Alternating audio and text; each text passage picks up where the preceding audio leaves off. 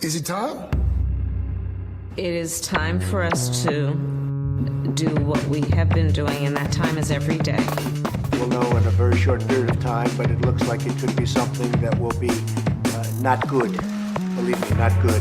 I see issue with that. And again, hey. You're not going to be able to insult your way to the presidency. That's not going to happen. I don't know who created Pokemon Go. But I'm trying to figure out how we get them to have Pokemon go to the polls. I'm Ted Cruz, and my pronoun is kiss my ass.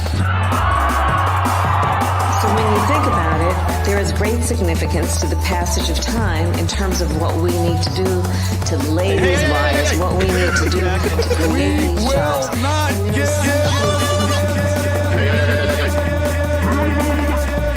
America is a nation that can be defined in a single word. I was going to foot. Not good. Believe me, not good.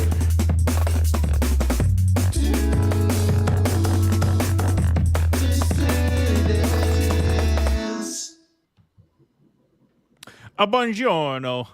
Buenos. Buongiorno. Ciao, Quitone! Buenos, what is it? Buenos, it's not Buenos noches, that's Spanish. Buenos. Buonasera. Buonasera, that's right. Buonasera, buongiorno, buonasera. The Do Dissidents podcast. We're hurting a lot of ears right now, especially those Italian speakers, of which we have, as we heard in advance of my trip. Yes, I am here in the heart of the old Roman Empire, otherwise known as Rome. It is pretty fucking cool. I gotta say, for a history geek, this place is like Comic-Con times 10, right? There's like a guy with a complete collection of Aquaman going to Comic-Con. It looks fantastic. The backdrop is just wonderful. Really captures the environment. It is, yeah. Oh shit, the green screen cut out. Yeah, no, we tried showing the apartment. That wasn't too impressive in the background. But Rome itself, listen, man, like if you're the kind of person who, and this really happened to me, not only did my first sight of the Tiber almost make me cry, seeing the remnants of the old Roman sewer system, because the Italians built that shit so good, it's still sitting there in the Tiber. If you're the kind of person to be like, that's the most amazing thing I've ever seen, this is the city for you, man, because that kind of shit is everywhere. And, you know, it just goes to show what I'm saying. Like, I got a cousin. You want your fucking driveway done? You hire my fucking cousin. That shit will be your grandchildren will drive on that fucking fucking Italians build it. That shit stays built. You know what I'm talking about? That's a tradition they've continued over on this side of the pond, and they charge a pretty penny. I'm joking, but I'm not joking. Like, everybody knows that. Like, if you want some shit done with concrete, go hire Italian contractors. They will build that shit so that you can't even take it out if you want to. Right. Well, folks, Russell is live from Rome. So, he is coming in as a remote guest. So, our tech is going to be what it is for the next, handful of shows. But so far I can see and hear you pretty good. So that's all great. I want to give a little program note for Friday morning. So Friday, September 8th, that's when we're live again. I will be live with Craig Pasta Jardula at 10 a.m. So we're going to do something a little different for that show because my wife Amanda has a work commitment that day. She's usually off Fridays because we do the morning show Fridays. But she's not off this Friday. She has a meeting of some kind that she has to go to. And so instead of starting at 9 a.m., we're going to start at 10, and we're going to do an hour sort of special show about Pasta's recent travel to Maui. Pasta recently took a plane out there on his own dime and did some citizen journalism out there in Maui. I've seen some of it. It's really great stuff, and so really looking forward to talking to him about that. That will be Friday morning, 10 to 11, a little due dissidence, pasta jardula, 60 minutes special, one topic, a very, very urgent topic that we're looking forward to getting into. So just a program note, this Friday, we'll be on at 10 a.m., 10 to 11 Eastern, with our friend, Mr. Pasta Jardula. We got a lot to get to tonight, but I, of course, know what the talk of the town is. I wasn't born yesterday, and I don't stick my head in the sand. So, what's that? I'm just going to say, somebody said, thanks for staying up. It's 12 a.m. in Rome. Try 2 a.m., motherfucker. It's 2 a.m. It's 2 a.m. So Russell did not stay up. Russell actually went to sleep and then got up in time for this. And so we watched a little bit of the Jimmy Cornell interview. Yes, that comes in handy. Let me tell you, you know you're in a town with good coffee when you have them make it for you, put it on a table for 3 hours, heat it up in a microwave, and it's still better than the coffee you get at home. There you go. What an endorsement. Beautiful. But yeah, Russell went to sleep for a while and got up, and I played him some of the Jimmy and Cornell interview. And so we have a super chat about that already from George H. Thomas. Did you guys catch the Cornell West Door show? I missed it, but seems to have driven Jimmy's blood pressure up. Not good. Thanks for the laughs and insights, guys. Well, thank you, George, for the question, and thank you for the donation. I did see most of it. I was kind of in and out through it because I had to take care of some stuff getting ready for the show and some family obligations, but I did catch most of it. Pretty contentious interview.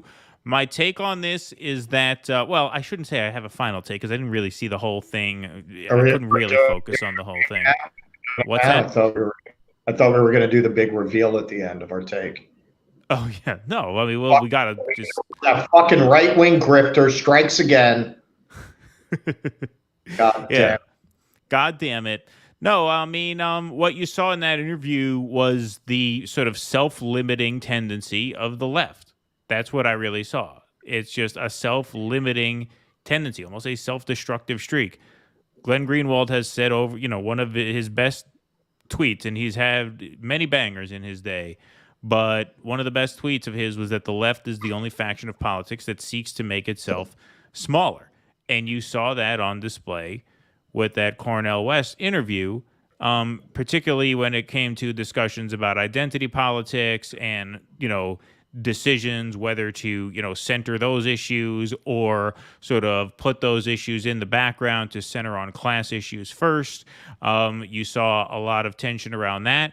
You also saw at the very end, which I know, Russell, you did not see because I was just catching you up as quickly as I could. Russell, so we sign on about a half hour before the show, and I didn't know when the Cornell interview was going to start on the Door show. And so when it was starting at 7 o'clock, I'm like, I can't call Russell at midnight and wake him up and tell him to watch it because he's going to be dead tired as it is.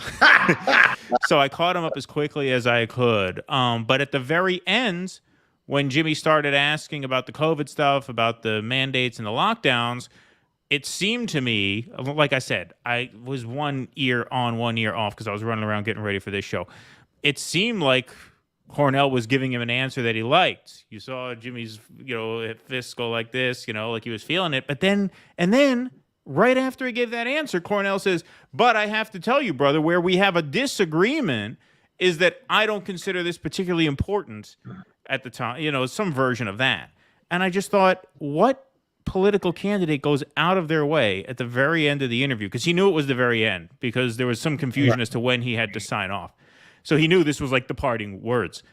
What candidate takes what could have been an ending on a good note and turns it deliberately into a contentious argument at the last minute? So it was very bizarre. It was very strange. These are the kinds of issues that the left will always face, and that the Greens will always face. Hang on. What was he contending at the end there? No, Jimmy started asking about the mandates and the lockdowns. Right. And Cornell gave an answer that seemed, pretty much in step with what Jimmy thought. So Jimmy was gesturing that he loved the answer. And then right after that, Cornell just kind of picked another fight with him by saying, but I don't know why you focus on this so much when there are other issues that I focus more on. It's almost like he wanted to pick a fight at the very end. It was strange. Look, I think if I'm giving my real honest impression here, it's that I think there's a lot of people in the Greens who probably don't like Jimmy because Jimmy's a controversial figure on the left because of the stances against the identity politics issues and the sort of difference in messaging and framing. They probably didn't like that he was going on the show, and they probably wanted him to prove to some of the hardcore Greens in their base that he wasn't going to give Jimmy an easy time. That's what it seemed like to me, because it seemed like it was pretty contentious from Cornell's part, which you don't usually see with him. You know, you don't usually see, like, I've never seen Cornell West go out of his way to start an argument like that at the very end of an interview.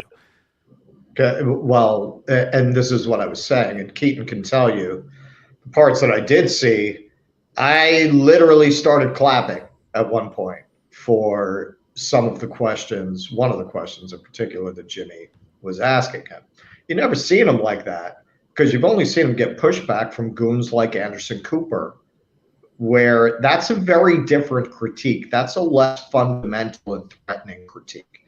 That's like when you get critiqued by your shit lib aunt, right? Like you come into that conversation assuming that you're dealing with a drone who is so ignorant of the subject that all you can do at best is try to educate them because they don't even know what they're talking about. And at worst, they do know the facts and they're intentionally obscuring them with shit lib arguments.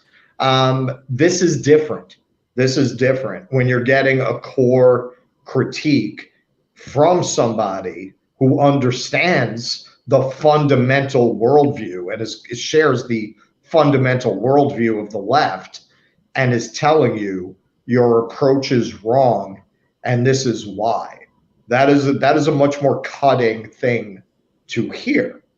Now, the part that I applauded on, which anybody who watches this show probably will not be surprised, to hear an interviewer actually say, hey, all the Democrats talk about are identity politics. And don't you think when you lead with that, you sound like just a Democrat and you turn off a lot of potential voters and it takes us away from the things that unite us along class lines. And this is why I've seen a lot of people in the chat say after the interview, Jimmy's talking about how he's depressed. I can understand why, because he tried to ask him the questions that I saw. They were these fundamental framing kind of questions about how you want to talk and how you want to reach people, right? And Cornell did nothing but fight with him on those things. Unlike with, say, and look, it's a fair critique to say that when he hears shit from Anderson Cooper, for example, when he hears that shit livery, he does not push back the way he did here. But again, I think that's a function of the fact that with shit libs, you feel like you're dealing with people who don't know what they're talking about if you're coming from the left, at best. This is a much more cutting critique. And Cornell starts going on about, and this is typical kind of pushback you'll get from people who are truly left, as Cornell, I don't think anybody could argue, is not. The typical response to that is, hey, it's connected. You can't talk about class without acknowledging these things. And fair enough, and Jimmy did, and this is the part, I've seen this so many times in Jimmy's career. Like, people are going to ignore the fact that he said, yes, granted, about the idea that these things are connected to class and it's fundamental to push on them. Jimmy didn't argue with that. He co-signed it. But then he went on to say, but you're running a presidential campaign. And, essentially you're alienating a lot of people, and also, and this is something Cornell's not getting into, the fact that the Democrats, and this is what Jimmy kept getting into, he kept saying, well, because the Democrats have nothing else, this is all they talk about. So when you lead with that, You just look like another Democrat. And that was a point that he did not want to hear. He did not want to engage with that point. All he did was push back as if Jimmy was saying, you shouldn't advocate for those things at all, or those things aren't important. Jimmy basically was saying that's great if you're going to be a black activist advocating for these causes. It's not great if you're running for president and trying to bring in disaffected Trump voters, trying to bring in conservatives, independents. That's not a great position to be in. And also, of course, he engaged him, I think, most, because that's something that, you know, people are going to debate different sides of that, and you can fairly take different sides of that.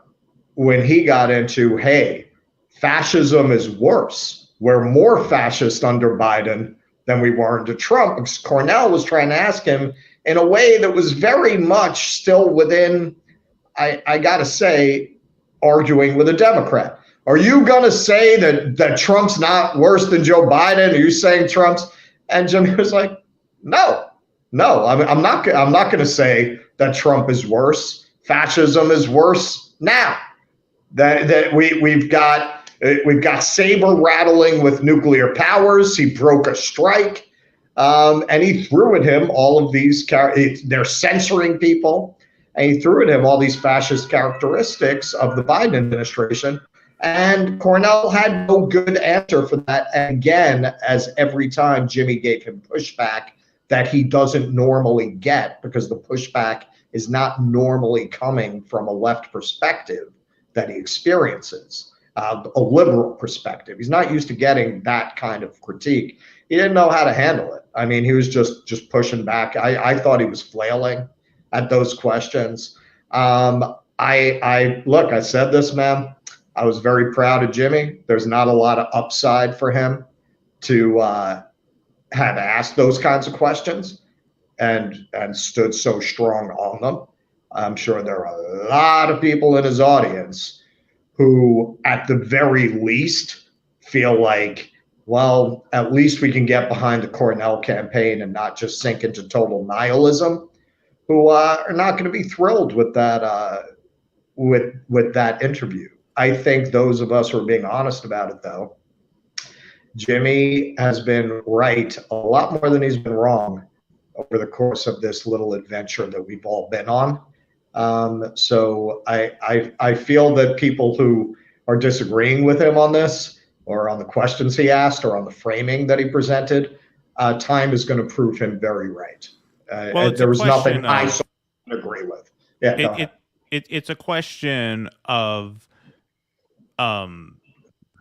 calculation versus, you know, what Cornell was talking about. As you know, he said at one point, he says, you know, this is not a question of utilitarian calculation in a Machiavellian sense. I'm sort of loosely paraphrasing, but he used those words, utilitarian, calculation, Machiavellian, in the same sentence a couple different times. And it's really interesting because there's a clip of a panel at Harvard. It was like, it may have even been a DSA panel. I'm not sure about that, but it was like a socialist politics panel. Michael Brooks was there with Cornell West, and Brooks goes on this monologue about how actually the left needs more of a Machiavellian drive. They need to be more Machiavellian, not less. And it's just interesting because obviously Cornell was in eyeshot of that and within earshot of that. And so when you're talking about a presidential campaign, no, you do have to be Machiavellian when you're running for office. That's the gig.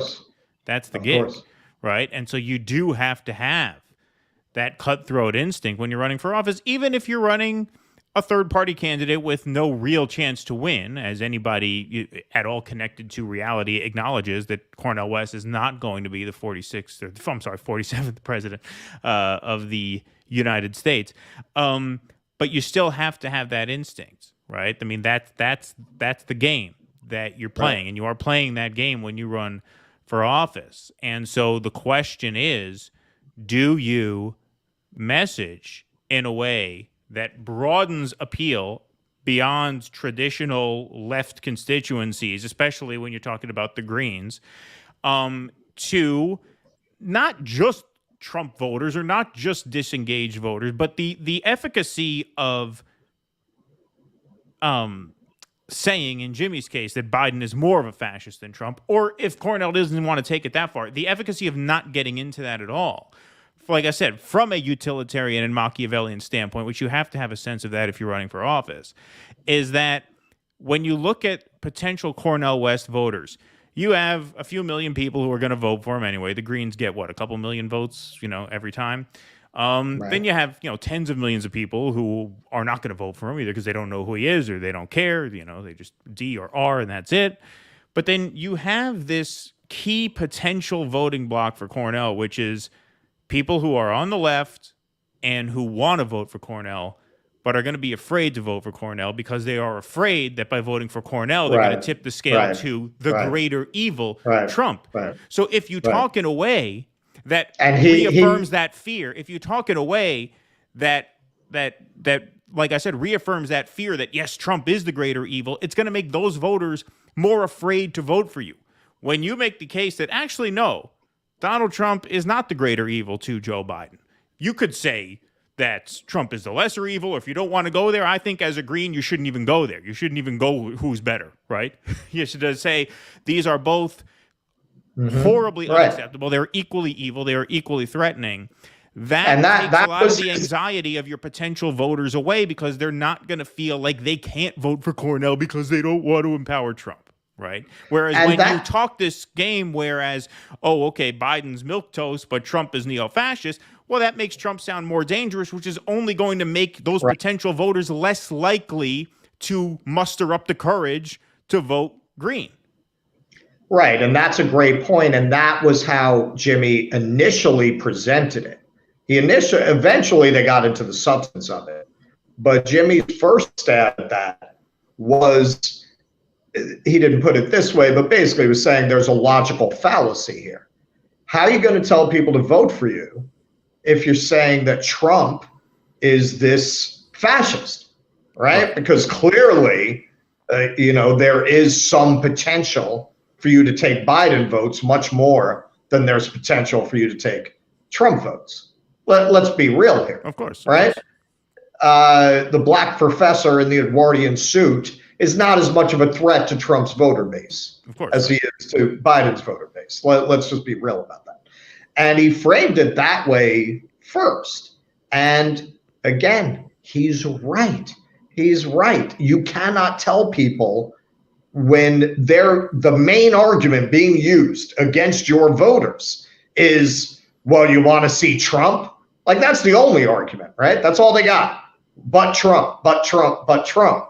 If you're saying but Trump, what's the rationale for your candidacy? You're saying don't vote for me every time you say that. He's absolutely 100% right. And Cornell, he didn't have really an answer for that.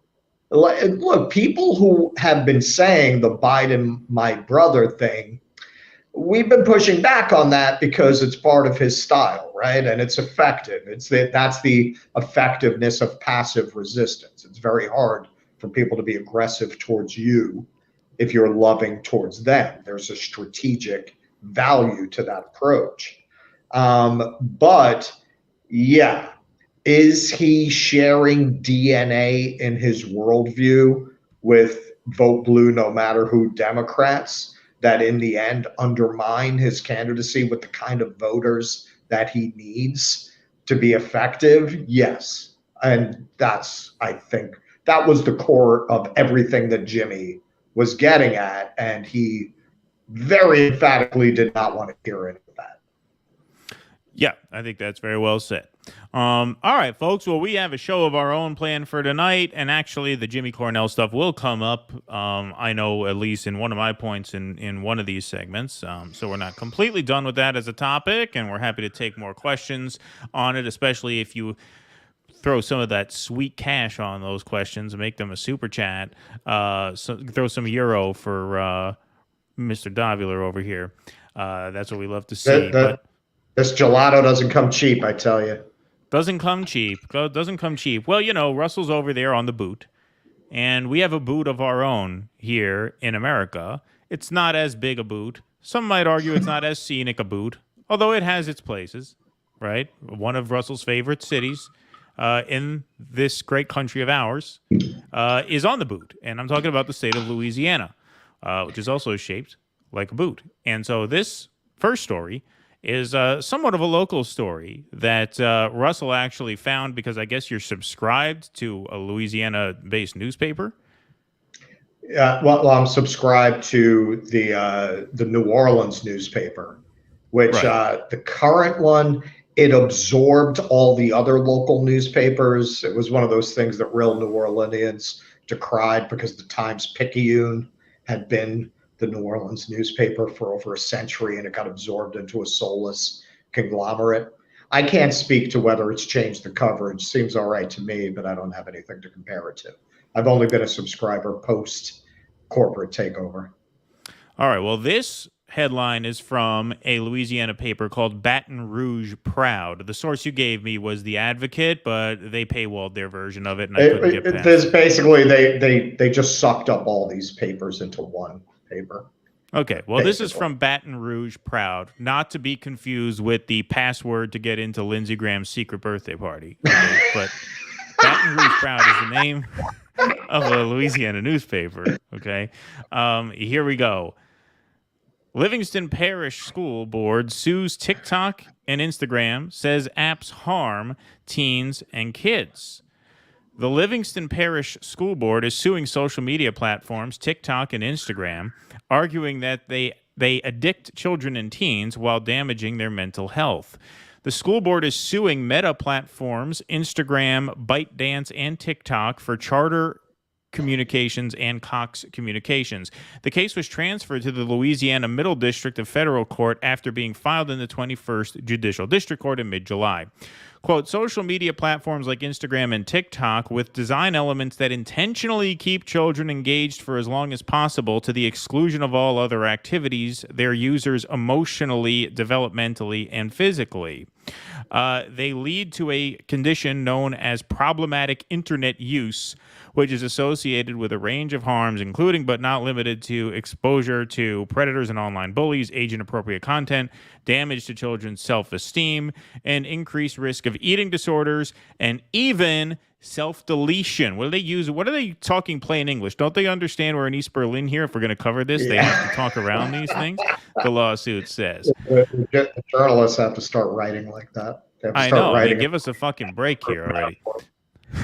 The district argues that it's hard to hire additional staff and train workers on how to help students having a mental health crisis. The school board says it consistently diverts resources from its core educational mission to address disciplinary and mental health issues caused by defendants, and the time spent addressing social media and technology issues translate to an exorbitant annual cost of almost $1 million. The lawsuit breaks down each platform and how the district argues that minors are socially manipulated by techniques and want social validation.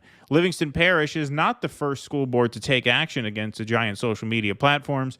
The lawsuit says that this is only one of several filed by school districts suing over the negative impact they have on students. The platforms have not yet responded to this federal lawsuit. Apparently, they have until September 20th to do so, and a judge has not ruled on the issue. Doesn't seem like a winnable legal case, although I assume, Russell, the reason this caught your eye is because you find it to be a compelling moral case. Yes. Okay. So sometimes we come off the air and Keaton screams at me. He's like, listen, don't you know the analytics show that 88% of our audience are bots from China? Will you knock off all your fucking, attacks on China? So I'm going to make our China bots very happy tonight. This, to me, this whole story, not just in Louisiana, nationally, it demonstrates a core flaw of capitalism. Capitalism will always sell sugar over vegetables because sugar is addictive and sugar can hook people, right? Vegetables are harder to sell. So the capitalist incentives in many instances go towards the most unhealthy, addictive option. Now that the internet and social media have become core to our economy, capitalism is completely unequipped to address the fact that it is literally destroying the fabric of society. and it is destroying our young people on a fundamental neurological level. We have the studies that being in front of screens is damaging to the brains of developing children, to the brains of developing children. China looked at that. They said, yeah, you guys can go online 1 hour a day. And TikTok is going to be about people winning ping pong tournaments. And that's it. You ain't twerking on there. You ain't, no, We're going to talk about science. That's it. Capitalism doesn't do that. All the boring shit you can learn in school anyway. That's it. That's all you're going to have on social media. And you can still only look at it for an hour a day on the weekends. I'm not sure what the exact laws are, but they created these laws that you cannot be sitting there on social media all day because they saw it's damaging to the brains of children. They just dealt with it. Now that's not, that's not just an advantage of communism or one party state. It's that would be an advantage of monarchy. A monarch could do that too, right? It's a problem, and that also gets into it's a problem of democracy itself, right? We've talked about this in relation to climate change. People who say the only option is to invent our way out of it, which may not work, but there is no other option. They're not wrong because people are never going to vote to pay a lot more for their energy. They're not going to vote for that. Politicians who run on it are always going to be at a disadvantage. As soon as that gas bill hits, the first schmuck who runs on drill baby drill, they're going to run to that politician. There are problems, existential problems, that even democratic capitalism, and I know, I'm anticipating it already. Yes, we're in an oligarchy, fine, okay. But nonetheless, there is no way out of this really that I can see within the system that we have. And you see that here. Everybody knows. If you look at a lot of their arguments, it's very much like the arguments that were used against the tobacco companies, that Joe Camel was clearly designed to appeal to children, right? This cartoon camel. Clearly, these social media companies know that these apps are very addictive to teens and children, and they've been designed that way. Now, I would imagine that part of their defense, although it's a hell of a defense, would be, no, they're designed to be addictive to everybody, not just children, right? Which at that point goes back to what I'm saying. Are they targeting children specifically? I don't know. I mean, it seems like they're targeting everyone generally. And this is a technology that is particularly damaging to children and teens. It'll be interesting to see how this winds its way through the courts, because in a lot of respects, the argument is most akin to the lawsuits against tobacco companies, which ultimately were triumphant. But those lawsuits were triumphant in an America with much less sclerotic institutions, where the entire economy was not built around cigarette smoking. The entire economy is, once you admit this, it calls into question the fundamentals of the way that we've not regulated the internet in regards to children. Not just the internet, but other technologies. I mean, my parents, I wasn't as into video games as a lot of my friends were, but I know a lot of my friends could sit in front of a Nintendo for hours on end, and the parents would say, you got to get off that because it's going to turn your brain to mush. Before that, I'm sure there were kids who watched too much TV, and parents would say, come on, you got to put get up off the couch, right? It's a version of that. The thing that's unique about this is that these are little screens we could just take with us. You know what I mean? Like, these are with us all the time. It's constant feedback, and you're not just a spectator. You're actually plugging information in and getting information back from other people anywhere in the world. So, I mean, it's a version of the old arguments that, I used to hear, like I said, I'm sure my mom and dad busted my balls a little bit about the PlayStation, but rarely, because I was not that kind of kid who was always in front of a screen. I liked going outside. I like just taking a walk by myself, I was a more sort of contemplative person than a lot of my peers, which hopefully it's starting to pay off by now, but it didn't for a while. But yeah, it's a version of those things. You're right. It's fundamentally different because of the way you can walk around with it. We can just look at the numbers and know that it's damaging in a way that previous technologies were not, right? The drop off in social interaction of teens. We covered this the other day, that while at the same time we covered it on our Patreon for a reason, so I'm going to have to be careful in the way I talk about this. At the same exact time, that behaviors that are associated with teen self-deletion, like drinking and drug use, are dropping. Self-deletion is rising. And right. my explanation for that is because they're both connected to socializing, right? Because they're not socializing, so they're not exposed as much to the opportunity to drink and take drugs, but they're being caused incalculable emotional damage through that lack of face-to-face social bonding. We're not, as a species, I mean, it's an evolutionary psychology thing. We're just not meant to have our only social interaction with other human beings be through a screen. It's just not natural to us. So you're talking about a broad reckoning with what this technology has done to society that we don't want to talk about, because under capitalism, what would you do that would not cost money, right? Everything always comes back to money. And this system is willing to sacrifice our own children. And to tie it back to the Cornell segment, I think a problem, speaking for myself, and I don't think I'm alone, problem that a lot of us have with the modern manifestations of these social justice movements, and I didn't see the whole interview, but I'm assuming Jimmy didn't get into this.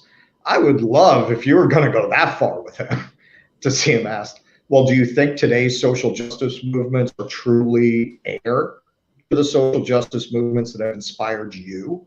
Or have they been completely co-opted by capitalist perspectives?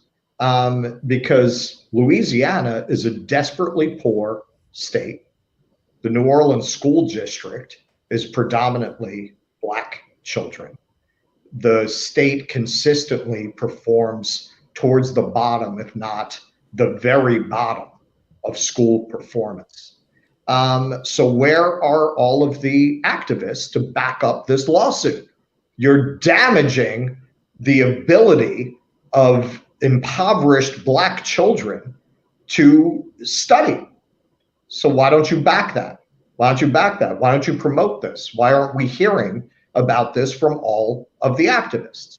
And of course, in my opinion, you're not going to hear about this from the activists, because now you're taking on a lot of really powerful interests. You know, just like with Bernie, for example, he always knew what lines not to go over, right? He talked all of it. People say, oh, he doesn't have a foreign policy. He's not a dumb guy. You think in fucking 800 years in Congress, he couldn't develop a foreign policy? He knew what not to talk about, right? Same thing with the modern day activists. They know what not to talk about. If you look at the activists of the 60s, the 70s, they had a global vision. They were always talking about how their struggle was connected to struggles with people in countries that were on the outs with the military industrial complex in the US. They don't talk about shit now. You don't hear that now, right? You don't hear them talking about the people. Our struggle is connected to the struggle of the people in Yemen. We're both victims of a brutal You don't fucking hear that. There's more opportunity to draw that parallel now than there was then.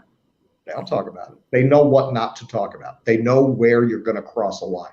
If you start going at the heart of capitalism by arguing these companies are addicting our people of the children of people of color and damaging their ability to advance through scholarship, now you're taking on people who don't have a sense of humor about that kind of thing. So it's interesting to me that this lawsuit is basically invisible from the media. The only reason it got on my radar, and that's part of why I wanted to cover it, is because I subscribe to the local newspaper in New Orleans. All righty. Let's take a few more super chats here. Up dog, asked Garble. Man, Garble's still on those cryptic questions. What do you mean up dog? Are you asking if Russell's up because it's the middle of the night? Like, you up dog? Russell's up. Yeah, I'm up dog. Is a yoga question? Is that opposed? The up dog? Are you suggesting an upward facing dog? Yeah, right, exactly. Courtney Conover, love both of you to pieces, but I told you so. I mean, look, I always knew this was a limitation of the campaign. It's not going to make me not vote for him over Joe Biden or Trump, obviously. If the goal is to sink the Democrats, this doesn't change that. And even Jimmy, after the interview, said, I'm doing this because I want to help the campaign. And I think it sounded like in the aftermath, he felt a little slighted by the fact that Cornell really didn't want to hear much of it. And especially because he picked a fight at the end with that last question. I have to go back and watch it again. But why you would take an opportunity to end on a good note and turn it into a contentious thing in the 11th hour just seems like, again, it seems like maybe if this is what you mean by I told you so, Courtney, it seems like some people at the Greens don't like Jimmy and what he's about. And they couldn't have it be too chummy because the base of that party, look, there are a lot of social justice warrior types in the Green Party, right? That's just baked into the cake. And so, they hear all the bullshit, about the right-wing grifter and the closet Trumper and this and that. And I think that had something to do with it. Again, I can't prove it. I think it did. I would love to be proven wrong. Like I said, I would love to get to interview Cornell West. We put an email out. I'm going to send them another email, actually, because maybe they just missed it, or if they are stalling, maybe I'll ask them again. Got nothing to lose at this point, right? Kaczynski Bassane, thanks for the $4.99. Appreciate that, my friend. DC says there's only one boot, vote Vermin Supreme 2024. Yeah, he wears the boot well. Yeah, being proven right, my friend. Yeah. Indeed. Oh, yes, absolutely. Eric, I'm sorry, I missed this one. Jimmy is really having a bad day. Me too, after that West interview. Still voting West, but geesh. Thank you for that, Eric. I appreciate that. Outside Steeler fan, not a super chat, but I really wanted to feature this because, and the effing Greens went with Russiagate Hawkins over Ventura. Well, that's I flagged that comment because I think it's a good point, and it speaks to what I'm saying about there just being a self-defeating element of the left, and I think that has affected the Green Party as well, obviously. There is no excuse not to roll out the red carpet for a Jesse Ventura type when he offers to run. Now, maybe he was bluffing, right? But you call that bluff. There you go. He's trying the headbang, even with the slow tech. Folks, by the way, we have 674 in the YouTube chat. We have 104 over in the Rumble chat. Wonderful crowd in here. Thank you very much. For those who missed the announcement at the beginning, Russell is in Rome right now. He is there for the next month, and so if our tech is a little bit iffy, that is why, so please bear with us. But so far, I'm hearing you fine and seeing you fine. Little hiccups every now and then, but nothing that's interfering with my enjoyment. Well, you heard the whole sound. And that's all that really matters. That's all that really matters. I hope the audience could say the same. We do the show for ourselves. Yeah, but you heard that whole sound drop, right? Yeah, I did. Yep. It all came through. For me, when I play a sound drop from when I'm remote, I only get like half of it. Like I hear it when it's like halfway in. Got it. Mosaic, thanks for the $5. Jimmy is right. CW turns off right-wing people, and they're the biggest group who have woken up against the establishment. Identity politics, COVID, war, deep state. In that sense, yes, I understand what you're saying. But even from the other perspective, it doesn't make sense to start parsing, who's the bigger fascist, Biden or Trump, because of what I said earlier. Like, yes, what you're right is that generally the right is more red-pilled now than the left is. So that's a good point. That's totally true. But the people who are going to be voting, the people who are most persuadable in terms of who Cornell West has to appeal to now are people on the left who are worried that, Biden is the lesser evil and they're going to sabotage Biden against Trump. The way to get people's head away from that anxiety, the way to break people of that fear is to convince them that actually Biden is not the lesser evil to Trump, right? That's where I think he would have to go. But thank you for that. Still a good point for sure. All right, we're going to get to some more in a little while, but we have a lot more to do tonight. So let's go to a headline here Former Proud Boys leader Enrique Tarrio gets 22 years, which is the longest January 6th sentence yet. This is from NBC. The former Proud Boys chairman wasn't present at the Capitol attack, but prosecutors said he acted, quote, as a general rather than a soldier. Enrique Tarrio, the former chairman of the far-right Proud Boys, was sentenced to 22 years in federal prison Tuesday afternoon following his conviction on a seditious conspiracy charge in connection with the January 6th attack on the U.S. Capitol. His sentence is the longest in a Jan 6 case so far, surpassing the 18 years for Oath Keepers founder Stuart Rhodes, who was also convicted of seditious conspiracy.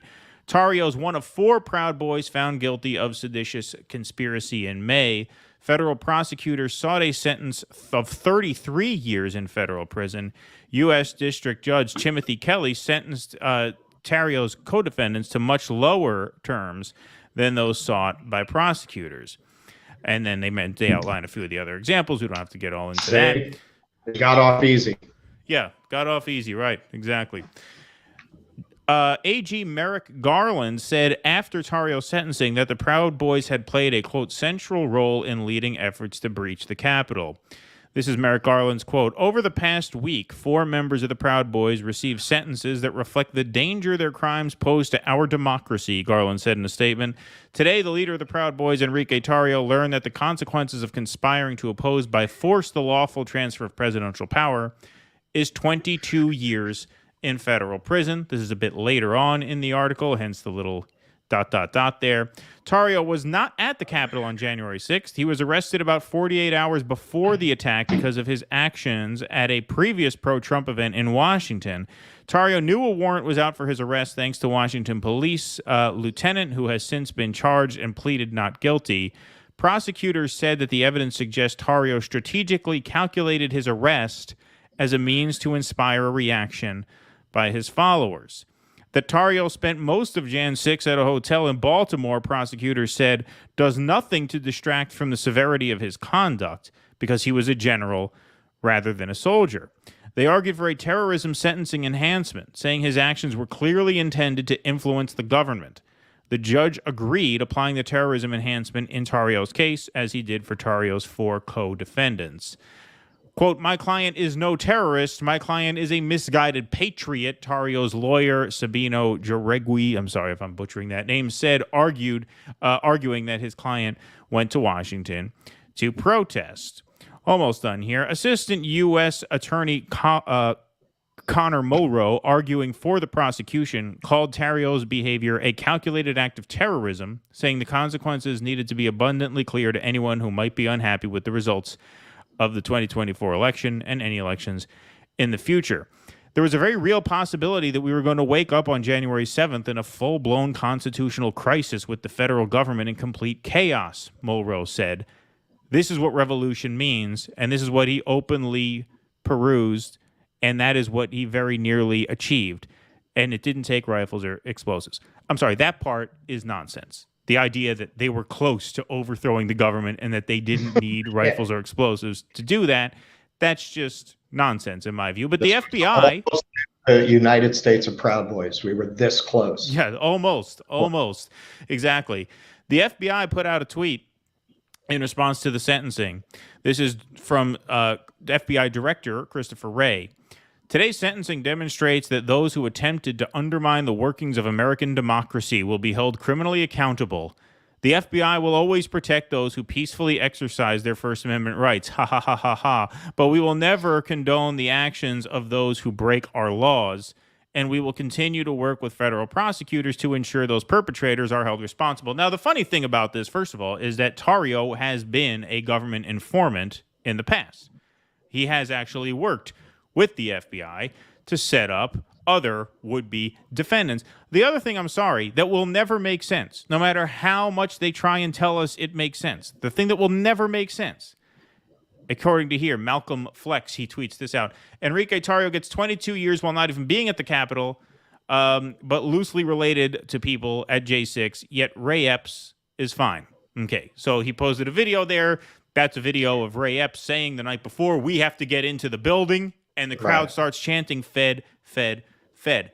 Now, Ray Epps came out, sued Fox News for defamation over the summer back in July, saying that he expected to be charged. And he actually said part of the reason he expects to be charged is because of the right-wing conspiracy mongering that he was in on it.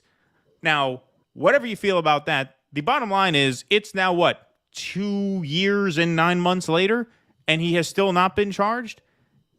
Look, whatever the proof of the situation is, you cannot tell me that it makes sense that this guy has not been charged yet when he is on camera at the riot leading the crowd towards the Capitol building saying we have to get in, and yet this guy gets 22 years in prison who was in Baltimore that day, who was arrested 2 days prior. He was arrested 2 days prior, and yet he was running command. He was a general like Osama bin Laden in the cave while the planes are being hijacked. Like, it just, the idea that this is not being weaponized politically to set an example is just absolutely ludicrous. It's ludicrous. And no amount of gaslighting is going to convince people of that. Now, Cornell West in the Jimmy Dore interview did say, well, I have no solidarity with Enrique Tarrio because of who he is. Besides the point. The point. Why even bring that up? What does that matter? The idea that this guy is going to be in jail for 22 years for what? Running Central Command at an event where you have all these people. Again, no one is armed. No one was killed, okay, except one of the protesters themselves. And you're going to actually lock these people up on terrorism charges over this when, again, you have a guy on camera saying we have to get into the Capitol, still has not been charged. Still, as of September. Now, he's saying he plans to be. He expects to be. Well, where the fuck is it? They've nabbed 1,000 of them before. There have been 1,000 arrests related to January 6th. I think as of this recording, there have been about 300 sentences handed down. This guy wasn't close to the front of the line in terms of being charged for his actions. I'm talking about Ray Epps now. There is just no way to sell this. And one of the things that you were saying to me earlier is that this is really a sign of an establishment that's just kind of given up on trying to make sense, right? Yeah, and the great irony of that is I was saying that right outside the house of Augustus. I was talking about the country losing democratic accountability right on the path that Augustus once walked. And as I was swearing and using words that I can't say on YouTube, I said, I wonder what Augustus would have thought of this conversation. I wonder, could he have imagined the conversation we're having right now? You want to see media propaganda at work? Look at some of the corporate news coverage about Ray Epps. At the same exact time, hang them, string them up. Poor Ray Epps. Can you believe what these MAGA people and these insurrectionists have done to poor Ray Epps? It's fucking amazing. It's amazing.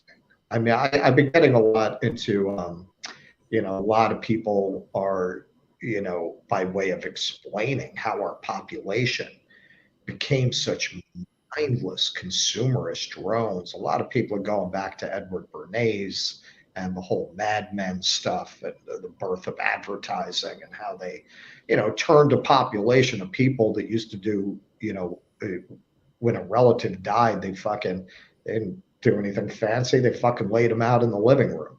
How did you turn that into a population that just has to have this new phone? Like, how did you turn this very, essentially practical, not very materialistic general population, the American national character or the self-image was, the opportunity and all that. But why was Nixon up there when he was trying to save his political bacon in the wake of the Checkers scandal, talking about how his wife has a good, simple wool coat?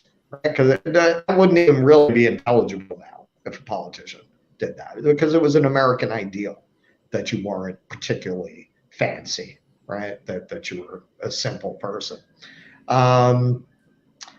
it's such a brainwashed, propagandized population that you can literally tell them in the same article that people responsible for January 6th should go to prison forever. And at the same exact time, paint this guy that we have on video saying we need to get into the building as a sympathetic victim of those people. That is a level of just mindlessness, of conditioning, of having your basic ability to think critically stripped away, worthy of any fascist or totalitarian regime that has ever been. And this is the argument Chomsky was making in his prime. He's had some questionable takes lately. In a lot of ways, we got a theme going here. Democratic capitalism is much more insidious than those systems are, because ostensibly it's a free system, right? So people aren't as on guard about it. If you talk to people from countries that have literal state media, people are privately skeptical of what they hear. They automatically read between the lines because they know it's coming from the state. Whereas in these countries that are supposedly open and democratic, people are not as inclined to question their media. In fact, people who are really in that bubble, when you question the media, they write you off as a conspiracy theorist, right? What do you think, they get together in a room? No, they don't need to. They don't need to. In terms of these sentences, this is the kind of stuff that you hear about, pre-revolutionary France. A lot of countries where you had a dissolute aristocracy, increasingly fearful of the loss of their power, anything that they perceive as a threat to their power. They hand down these draconian sentences to terrorize the population out of threatening their power again. And I'm not saying what happened on January 6th was a great fight for freedom and democracy. But nonetheless, these sentences reflect a power elite that is not confident in their position, because clearly these sentences are disproportionate to the crimes and the offenses. It also shows the arrogance of power, that they think they can foist this Ray Epps narrative on any but the most brainwashed CNN victims and have them buy it. This guy is parading around in plain sight, not being prosecuted. And I guess they After feel you've had like 1,000 arrests. I mean, I just want to make sure I emphasize that. There have been over 1,000 arrests and over 300 sentences handed down already. Look, and whenever you get a term that threatens to describe what's happening, they rule it out of bounds. It's mass formation psychosis. You've got a population that it's so brainwashed that it's beyond anything that you can even call rational. If you can, in your brain, put together, this guy should have gotten the 33 years, 22 is not enough for him. Right. And at the same time, not say that about Ray Epps. Wow, man, you are Orwell's Oceanians. You have been completely turned into a creature of elite narratives, and you will find your way into double thinking anything that they tell you to believe, no matter how contradictory. You cannot find a better example of the absolute insane absurdity of the narratives that were given than the fact that Ray Epps is a free man and this guy just got 22 years. Makes no sense. And it makes no sense. Even divorcing yourself from how you feel about it emotionally, right? It just makes no rational sense. Right. It makes no rational sense. It's not consistent. There's no logical flow there. There's no connection there. I mean, even if they arrest him now, right? Because Ray Epps said he expects to be arrested soon. Still hasn't happened. Even if they arrest him now, What is the explanation for it having taken 3 years to get to him? When you have people guilty of far less. You had the shaman guy wandering around, not knowing where to go, being escorted by the police around the building. They nabbed him right away and threw him in a cage for what they wanted to be, what was it, 5.5 years? He got off early because he's a mentally ill guy. And so it makes no logical sense. Even forgetting, are you sympathetic, not sympathetic, whatever. Just from a cold, calculated standpoint of analyzing the sequence of events, it makes no sense, and it never will, no matter how much they try to gaslight people about it. And I'm not drawing any conclusions based on that. I'm not accusing the guy of anything. I'm saying that what I'm seeing doesn't make sense, right? And I'm allowed to make that observation. Doesn't make me a conspiracy theorist to make that observation. That's all it's about. It's about, look, you explain it. You explain it. If you don't like what people, what people are speculating, then you explain to me why it's taken now almost 3 years to put the cuffs on this guy when a guy in Baltimore is now going away for 22 years. All right. Is the I'm not saying anything in East Berlin thing, or is that a take? Because I want to be careful what I say here. Well, I think you pretty much. I think that question pretty much answers itself. I mean, I think we understand what the take is. I mean, look, I can go on forever about all my crazy theories and ideas. The point is, it's really not relevant past a certain point of there is no explanation for it that makes sense that they are putting out. That they are trying to put out there. Yeah. Look, in my opinion, they're not going to arrest him because they don't feel a need to. Clearly, this is not I'll put it this way, he's not an honest actor. And if there was nothing going on there, he would have been arrested in 5 minutes, okay? So let's just go to what's actually happening here. Okay, so our people watch CNN. So we don't have to arrest them for that, right? We can tell them any fucking shit we want. Right, exactly, yeah. They're not going to call for the arrest of Ray Epps. Whatever we tell them, they're going to believe it, right? We'll paint them as a victim of conspiracy theorists, whatever. You can tell these people any fucking shit you want, and they'll buy it.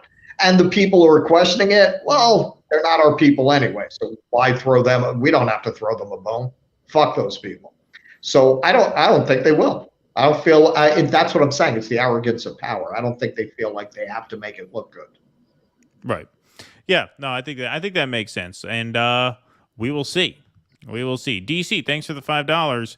Democratic capitalism is the biggest oxymoron I've ever heard. Democratic for whom? The 0.01% of investors sitting at the holy board, the holy board of directors. Well, yeah, I mean, I think that's the main design flaw that people fail to recognize is that there is no self-regulating mechanism within capitalism. Right. It does not exist. And so because there's no self-regulating mechanism, there is no way that it can be inherently in and of itself democratic. Those things just don't add up. That relates to what Courtney, member chatting here for 4 months. Wow, Courtney's been a member 4 months. Thank you, Courtney.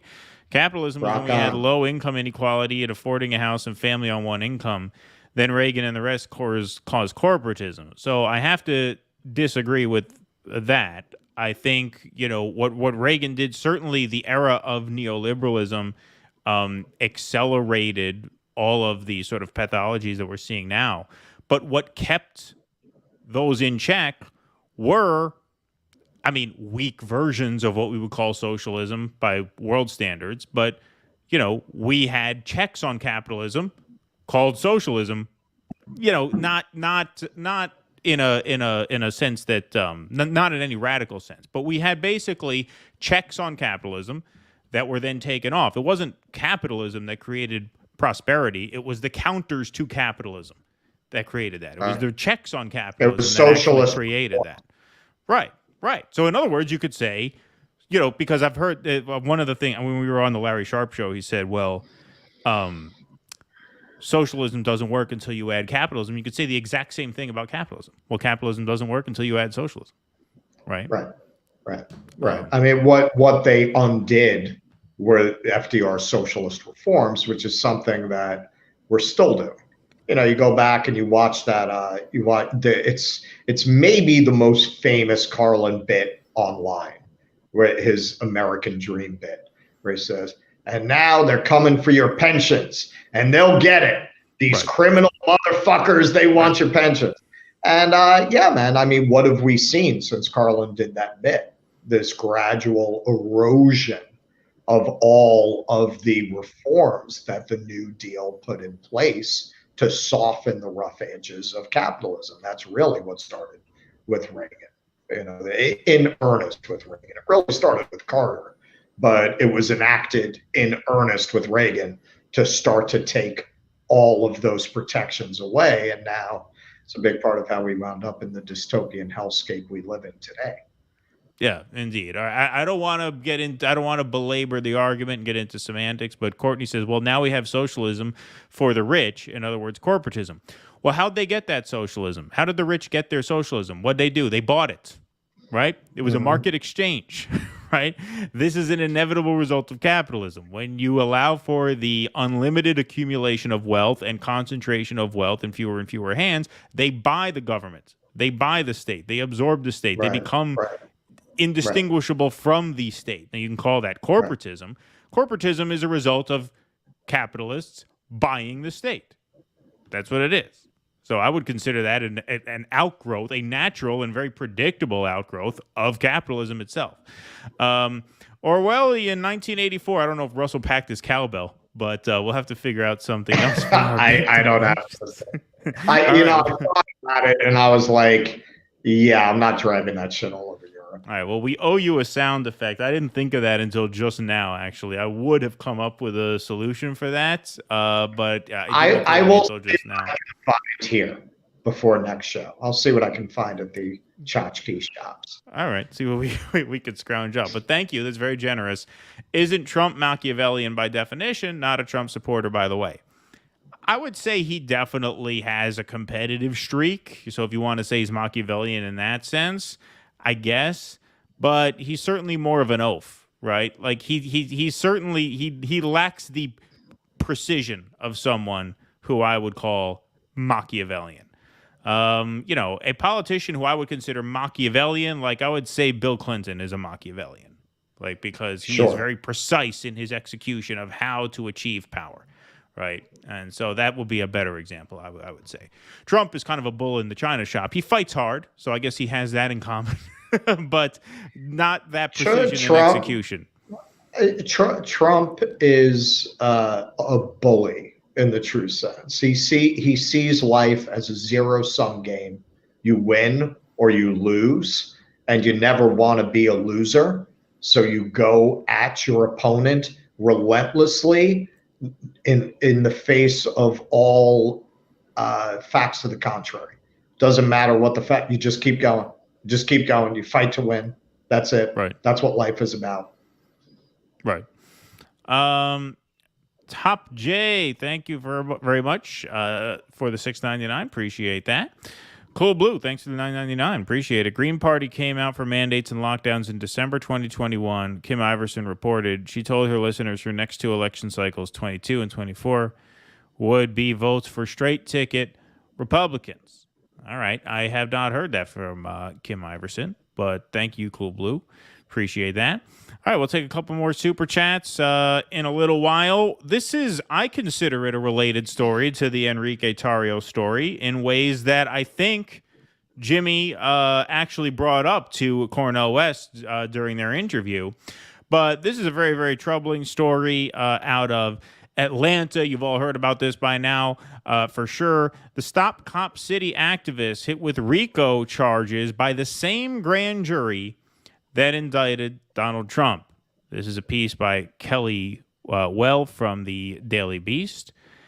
Georgia prosecutors have filed racketeering charges against 61 people accused of involvement with Stop Cop City, a protest movement against the controversial Atlanta police training facility, which is, for those of you who are not caught up on what it is, most of you are, $90 million fake city so that cops can practice different war games. The charges were filed last week, according to online court records. The list of defendants suggests that the case implicates people who have already been arrested on tenuous evidence, like a legal observer who was jailed while monitoring protests, activists who ran a bail fund for other defendants, and a trio of activists arrested while handing out flyers with the name of a cop who killed a fellow protester. The RICO charges come as Georgia's RICO statute receives national attention. Donald Trump and a collection of his associates were charged under the state's severe RICO statute last month. A person convicted on RICO charges in Georgia cannot be pardoned by the governor. Only the Georgia State Board of Pardons and Paroles can issue RICO pardons in the state, and even then, only after a person has served 5 years of their sentence. So that's a nightmare. I mean, that's just an absolute nightmare if you're charged in that way. And because there's no, at least when the governor has pardon power, you could say there is at least some, if flawed and if indirect, there's at least some democratic check on the system. Some board of pardons and parole. I mean, who the fuck knows who these people are? Who votes for them? I mean, so this is just absolutely horrifying. The same grand jury, go ahead. Basically, you're not getting out. Right, you're not getting out. Of it. And you can't get out until you've served 5 years. Served 5 years. So, again, this is a horrifying situation. The same grand jury that indicted Trump on RICO charges also indicted the Stop Cop City defendants, the Atlanta Journal-Constitution reported on Tuesday. The Cop City Vote Coalition, a group that gathered more than 100,000 signatures to put the facility's construction up for a vote this year, meaning November, condemned the charges as authoritarian measures by the Georgia Attorney General, Republican Chris Carr. The group also noted that charging documents describe the alleged racketeering scheme as beginning before the police training facility was even announced. Further, the documents use the day that George Floyd was murdered as the date the alleged criminal acts began. Wow. Think about that. They used the date that George Floyd was murdered as the date the alleged criminal acts began, the group said in a statement. This is months before anyone was even aware of Cop City and is a clear assault on the broader movement for racial justice and equity. Carr's actions are part of a retaliatory pattern of prosecutions against organizers nationwide that attack the right to protest and freedom of speech. How can they not be interpreted that way? How are you going to trace the beginning of this crime back to the murder of George Floyd? I mean, it's just nakedly political. Lauren Regan, executive director of the Civil Liberties Defense Fund, which has been working in support of defendants, said the scope of the case is designed to dissuade people from supporting the Stop Cop City movement. Quote, it's been very clear that Georgia's intentions in how they've conducted themselves regarding the resistance to Cop City has been to try and scare even above-ground law-abiding participants from taking part, she told the Daily Beast. I think by roping a legal observer and people running a nonprofit and running a lawful bail fund is absolutely intended to scare people from supporting this cause now and into the future. Yes, absolutely an act of political intimidation. Marlon Kautz, one of the bail fund organizers named in the RICO charges, told the Daily Beast that the indictment was part of an effort to discredit activists. Quote, these indictments are just the latest chapter in a long-running campaign by Governor Kemp and Atlanta authorities to terrorize political activists. Since the beginning of the movement against Cop City, the Georgia AG has shown a willingness to abuse the legal process as a weapon against political opposition. Judges have questioned the constitutionality of their methods, and even local protester Sherry Boston has publicly condemned this prosecution as baseless and refused to participate. Make no mistake, this indictment is not about enforcing the law. It's a desperate overreach, an attempt to discredit legitimate political opposition, and it won't work, they said. So I certainly hope they're right about that. But I want to play a video here. This is a Democracy Now! Interview with activist Kiana Jones, in which she is asked specifically about these charges as motivation not only to dissuade activists from engaging in further protest, but in terms of dissuading the public to vote against Cop City, because don't forget, these activists gathered well past the number of signatures they needed to bring this onto the November ballot as a straight up or down measure, Cop City or no Cop City. And given the political nature of these charges, she's asked, hey, do you think this is about swinging votes in November on that ballot referendum? Here's what she has to say about that. Issue of the campaign for a ballot referendum against Cop City, the impact of something like these indictments on potential voters? Oh, absolutely. This is the state's last desperate attempt to shut down the ballot referendum. We have been back and forth in court with Mayor Dickens and the city of Atlanta, also the state of Georgia, about the validity of this ballot referendum, which we know we have the right to under the Georgia Constitution, the same way Attorney General Carr went to the laws of the state of Georgia to throw together this RICO indictment. We searched the laws of the state of Georgia and the Georgia state constitution, and we know that we have a legal right to this ballot referendum. But instead, Attorney General Carr, Mayor Andre Dickens of the city of Atlanta have tried to tie us up in court to invalidate not only this referendum, but all referenda going forward, which is a very dangerous precedent that would be set, because what it says essentially is that if you don't like the laws that have been passed or something that's been done by your local government, then you would have no recourse. And I believe that that in itself is the ultimate pinnacle of anti-democracy. Yeah, and that's a certain element of this that I think is worth bringing up, because they announced that they had the signatures on August 14th.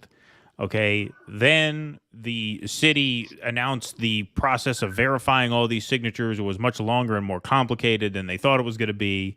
And so the activists then pulled the signatures back and said, we'll submit them later. And now, a couple weeks after that, you have these charges come down.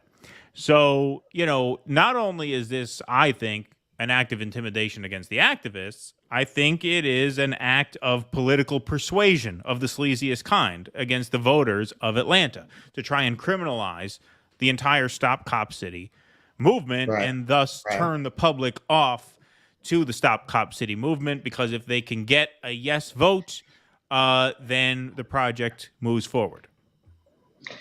Yeah, if this isn't fascism, what is?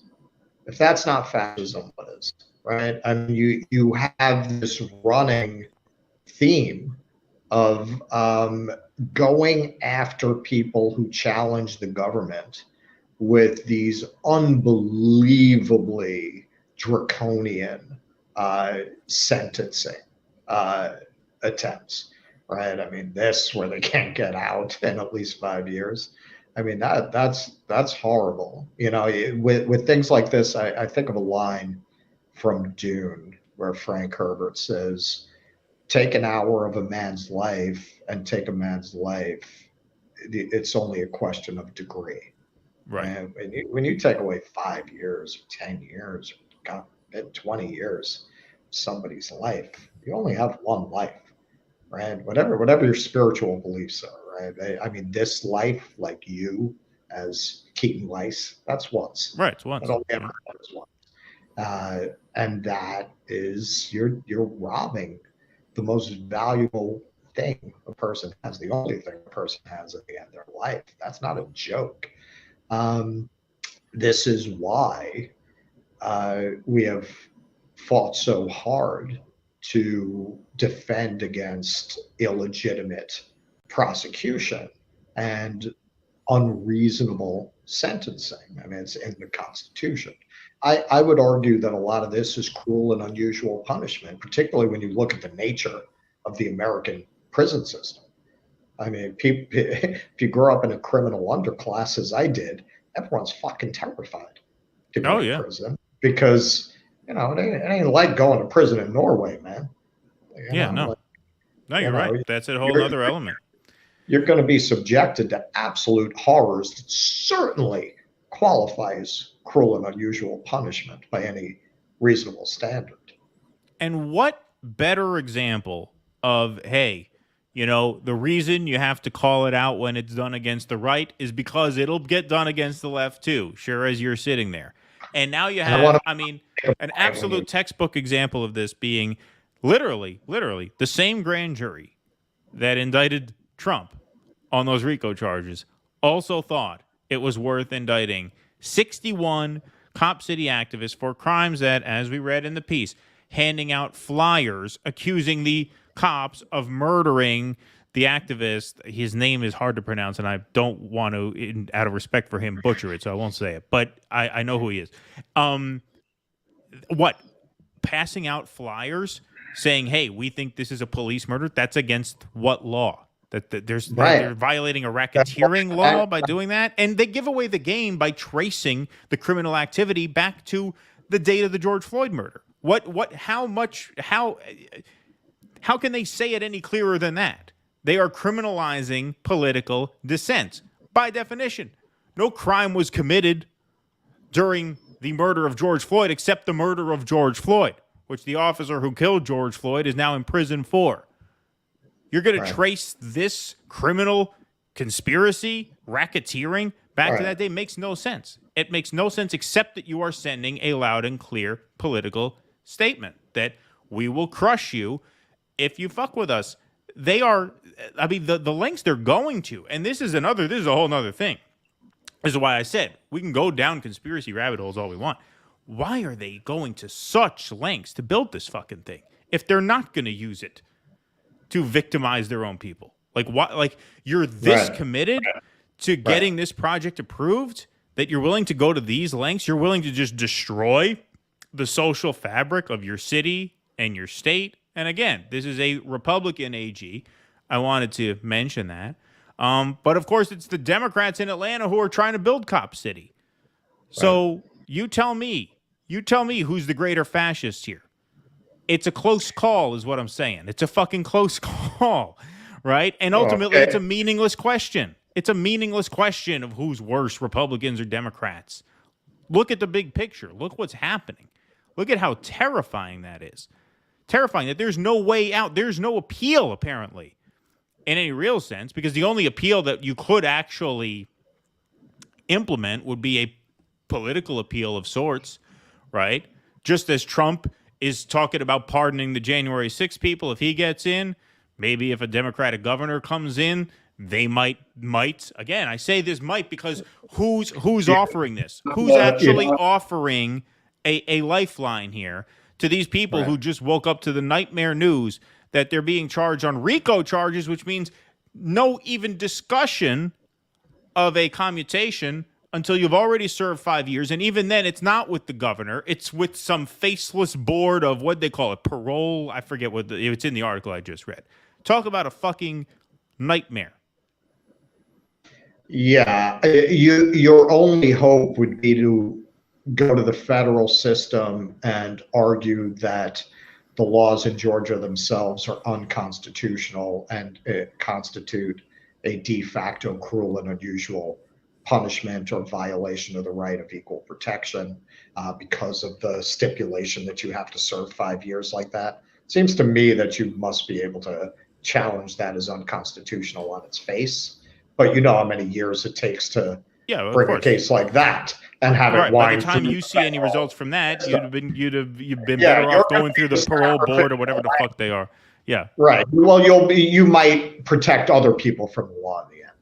I want to point something out. I don't usually get meta like this on the show, but you know, it's unlike that. In some ways, when you're on YouTube, you're able to do something that even the big networks can't do. They have to wait until the Nielsen numbers come out, right? But we can see the numbers in real time when we're doing a show.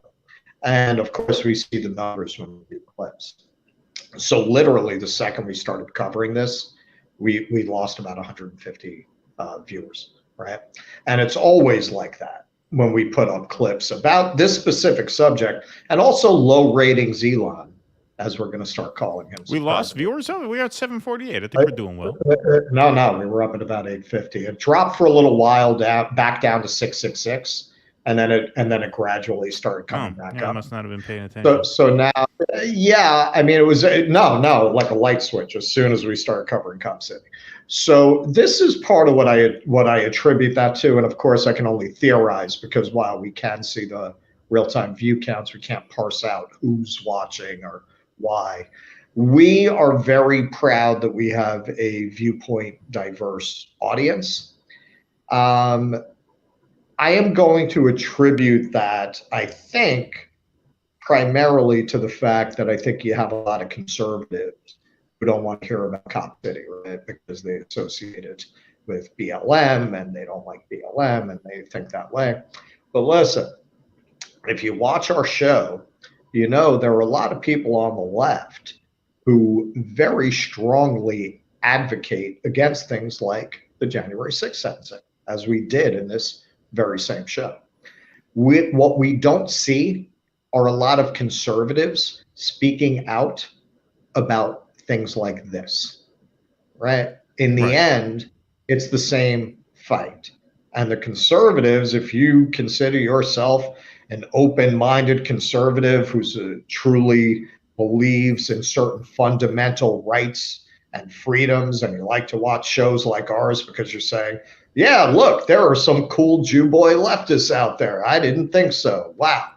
Okay, well, you got to look at things like this, and you have to, on your side and with your folks, you need to tell them, no, you need to care about Cop City because they can do it to them, they can do it to us, and they are doing it to us, right? That's the unity that we need to form. That's the purpose of having a broad populist coalition fighting against this system. It can't just be people on the left saying, yeah, man, that's crazy to send this guy away for 22 years. There have got to be people who are more on the conservative side saying, what the fuck are they doing to those Cop City people for protesting? Well, exactly. No, it's a great point, and that's why we were kind of taken aback when Tucker, one of the last segments he did on Fox News, was defending the Uhuru movement from the Russiagate charges that were filed against them, the African People's Socialist Party.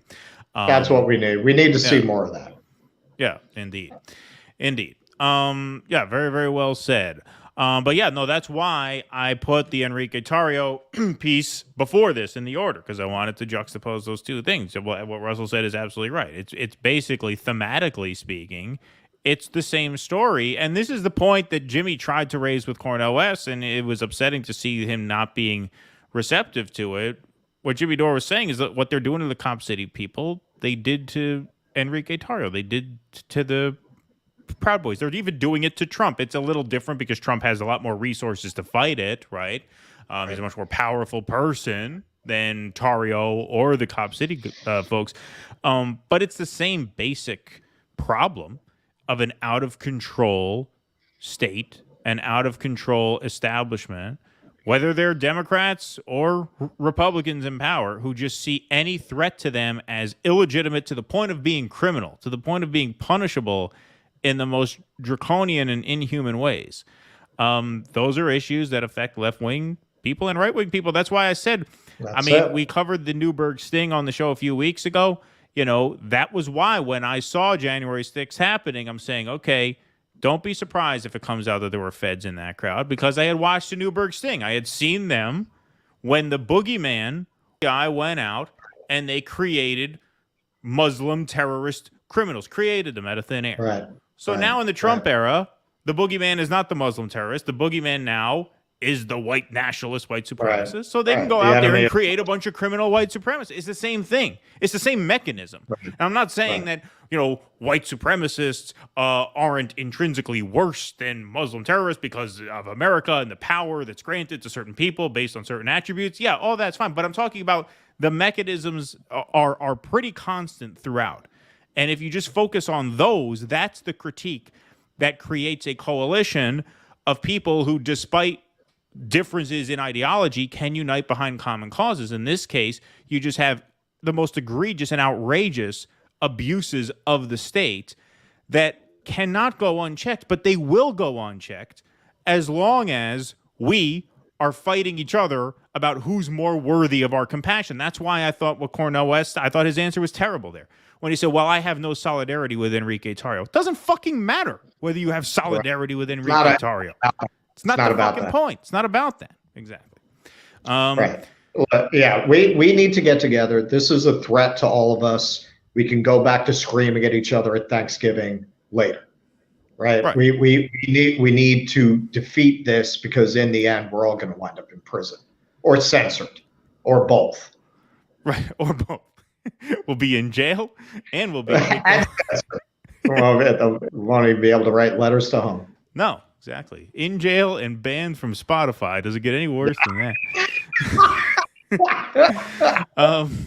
All right. Let's lighten the mood a little bit, folks. First of all, now is a great time, now that Russell's enjoying his luxurious Italian vacation, to plug our patreon.com/DoDissidents to send Russell on another beautiful trip like this. No, I would like to be able to afford to go to Italy someday, so join our Patreon so that one day I can take a vacation. Hey, motherfucker, you ain't taking no vacation. This guy doesn't even like to go to Connecticut. I'm doing shtick here. I'm doing bit here. I know. Exactly. It would be hard for me. But yeah, you can go to patreon.com/DoDissidents and support the show. Patrons and paid Substack subscribers are really the backbone of the show. They are what censor-proof the operation. The reason we're able to talk about Ray Epps on the show is because we figure, well, if we get a penalty, at least we have our patrons to back us up. You guys are what makes the show possible. You guys are what make it happen. And so if you can help us out by signing up, we try to make it worth your while as best we can. We give you a shout out in the credits of the show. We also give you call-in access to our live streams, and we give you 2 bonus shows per month exclusive to Patreon members and paid Substack subscribers. We are going to show some highlights from Russell's trip in a moment, but we do have some Rumble rants over on Rumble from Bonzo Beans, and they are actually related to Russell's trip, so I was saving them for now. Bonzo Beans asked Russell, I'm feeling nostalgic about Rome, but very happy for you, Russell. Soak it up. What is it about the river, as opposed to the many other landmarks of Rome, that moves you? Well, Russell explained this to me this afternoon. It's the weight of that history. It's just this is this place that is so woven into this, ancient history that I'm very steeped in for, basically since my adolescence. I've been fascinated by Roman history. So to actually see the Tiber, it's almost like seeing Asgard, right? It's like seeing this place out of legend and myth to actually see it. And I'm not kidding. Like, the remnants of the Roman sewer system are fucking sitting there in the Tiber, like right in the section that I first saw. It's stunning. It's not that the Tiber necessarily by itself. I mean, I was in the Colosseum today. I spent all day at the Forum like a madman. I literally was there from 11 a.m. to closing at 7 p.m. I was just absolutely fascinated. There was no part of it I didn't want to see. But the Tiber was one of the first things that I saw. Like, as soon as I landed, I went to the Airbnb, dropped my stuff, and did a 3-hour self-guided tour of the neighborhood that I'm in. Trastevere. And yeah, man, seeing the Tiber, that was really moving. So was seeing the Colosseum. Like, it's very strange that you just get off the train, like the station is Colosseo. You get off the train, the fucking Colosseum is just there. Right there. Right? I mean, I don't know what I expected, obviously, where would it be? But it's just so strange to see this place out of it's almost like myth, this ancient, profound this history that's had such a lasting impact on our civilization and on our culture. To actually see it with your own eyes, if that's the kind of thing that interests you, is it's an incredible experience. He also asks, what do you do to fall asleep on jet lag? Exhaust yourself Yeah, that's the thing. You're walking around all day. Yeah. I'm walking all day. I mean, I feel like I've trained for this my whole life. I mean, being a tour guide, I was thinking about that today. It's because I'm used to doing these long walking tours that I'm able to even do this. I literally, between the Coliseum and that, and then I went to the Trevi Fountain, I was on my feet walking almost the entire time for like 12 hours. Yeah. Here's some highlights from Russell's trip so far. Okay, so this is the church where Saint Cecilia is interred. I gotta say, as a Jew, you Catholics are fucking creepy, man. You guys are very, very into death and suffering and blood and hearts buried under floors. You just do. I mean, I've told this to people actually. If you're raised Jewish, the bloody Christ image is really freaky, man. It's like you for sure. To a church and you see this guy bloody nailed up. Like if you're Christian, you're used to that. But if you're not raised Christian, because look, like that image is not promulgated that much outside of churches, right? So if you're not from a culture where you go to a church and then you go in and you see this agonized guy nailed across, it's just like, what? It's like Wicker Man. If you're looking at the outside. Coliseum, obviously. This is the Coliseum. That was just incredible to be inside that. I did the underground tour where we went into the underground tunnels where the gladiators used to walk. That was here, right? Yeah, that's one of the underground tunnels. Yeah. Cool. That was just amazing to see. And stop for lunch afterwards. There we go. There's that's not real. Keaton is being mischievous. I did not go to a fucking spa rose in Rome. I did not do spa rose. No, I put that in there because Extra Bulla reminded me. That was a call out to Extra Bulla. They do have spa rose here, surprisingly.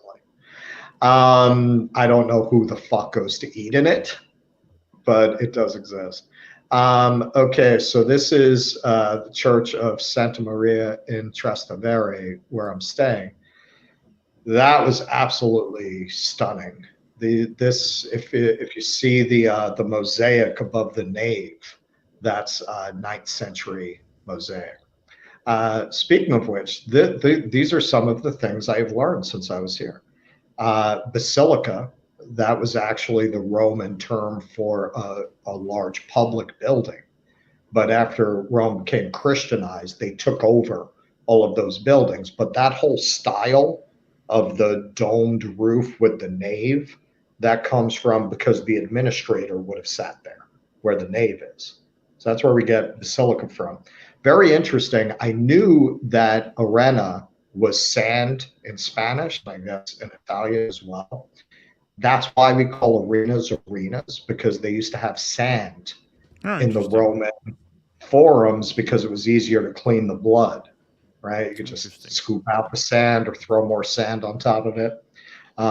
Also, palace comes from the Roman gentry, lived on the Palatine Hill above the Forum. That's where we get palace from, actually. Oh, wow. Interesting.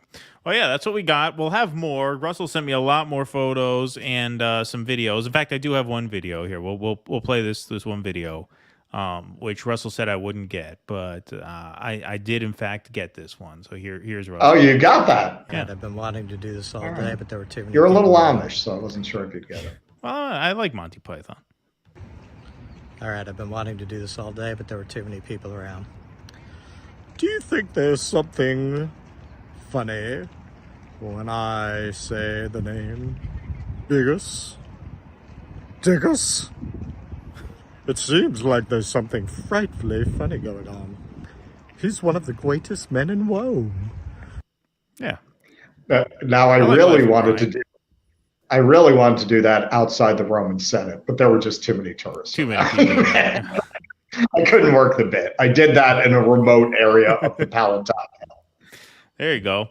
Beautiful. Folks, hit that like button wherever you are on YouTube or Rumble or Rockfin, and hit that subscribe button. We're at 12,293. Can we get to 12.3 thousand subscribers on YouTube by the end of this stream? That's only 7 more. There's got to be 7 of you out there of the 719 in the chat now who are not subscribed. Can you do us a favor and hit that subscribe button? Russell woke up in the middle of the night to do the show here, and we still have pretty much half the show to do. So I just want to say something before we move on, because I want to make something clear. I'm not in Rome because like I'm sitting on a pile of dew gold or anything. I'm in Rome because I got in touch with my mortality over the last few years. Like, look, man, a guy my age, I got no retirement, I got nothing. I shouldn't be doing this. But my best friend got a phone call from the doctor. He was gone in 5 months. That, combined with the experience of COVID, it just changed my attitude, man. That retirement you're planning, you don't know you're going to have that retirement. Maybe, and this is not financial advice. Right. I'm just saying it definitely made me, between that and COVID, where you think I'm going to do it next year. I'm going to do it next year. You don't know. You don't know. Right. So, I'm fortunate enough that maybe it's not practical for me to do it, but I can do it without starving. I'm fortunate enough to say that much. So yeah, man. I mean, that would be that much advice I would give to anybody.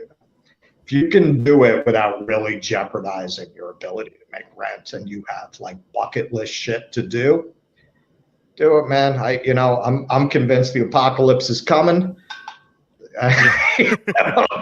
That's my opinion. Do it before World War III hits. That's actually, I'm not kidding, man. That's why I've been checking these things off this year. As you know, I did India in February. I'm doing this. Why am I doing all this? I'm like, yo, man, could be World War III in like 6 months, man. Just do it now. Could happen while I'm here. Could happen while you're here. You might not be able to get back. I might not. Believe me, that's actually occurred to me. I'm not even kidding. No, my friend, I mean, Justin, you worked with him. He was a tour guide. He was planning a trip to Italy in March of 2020, and it obviously didn't happen because that's when the lockdowns hit. But if he had planned that trip for a couple weeks earlier, he'd have flown to Italy, and he'd have not been able to get out. I would have been stuck in Italy. Because Italy locked down major. I mean, that was the first. It was Italy and New York City. Those were the first 2 really devastating hits where they just locked everything down and nobody could get anywhere. So yeah, I mean, you never know. You never know. Yeah. You know what I will say though, and I'm not trying to start a culture war here. I have not seen a single person with a mask here, in spite of the fact that this was one of the epicenters of the plague. Right. I have not seen a single mask. Make of that what you will. Yeah, make of that what you will. Global44, thanks for the $4.99. Sorry. Milk Toast Liberal versus Neo-Fascist Gangster. Ella Fitzgerald, Fannie Lou Hamer couldn't be clever.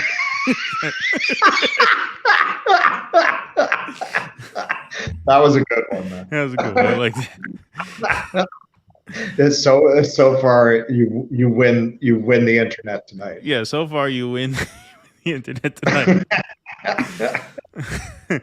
Green Party has been co-opted by feds and Democratic Party agents. Think Watergate. Face it, we don't have legitimate federal elections in the U.S., says D.C. Thank you for the donation, my friend. I appreciate that. I don't know if they've been infiltrated. I think you have to reach a certain level of influence before you're infiltrated. It's not that I'm not particularly paranoid about infiltration in these spaces, because I think the truth of it is much simpler. I think you're not even on their radar until you're really considered a threat. And the Greens have not been able to do that. Now, that's not to say that as this election goes on, if Cornell's polling remains relatively strong for a Green Party candidate, which as of now it certainly is, that's not to say that they wouldn't have to worry about such a thing moving forward. As of now, I think it could be explained. I'm an Occam's razor guy for the most part. As much as I can be a conspiracy freak from time to time, for the most part, I believe the right answer is the simplest one. Simplest answer in the Green Party's case is that they are social justice warrior aligned leftists who, yes, they have a class critique, but it is very difficult for them to shed themselves of some of the more self-destructive tendencies of the left. And that's what's held them back for decades. And I think that's what continues to hold them back now.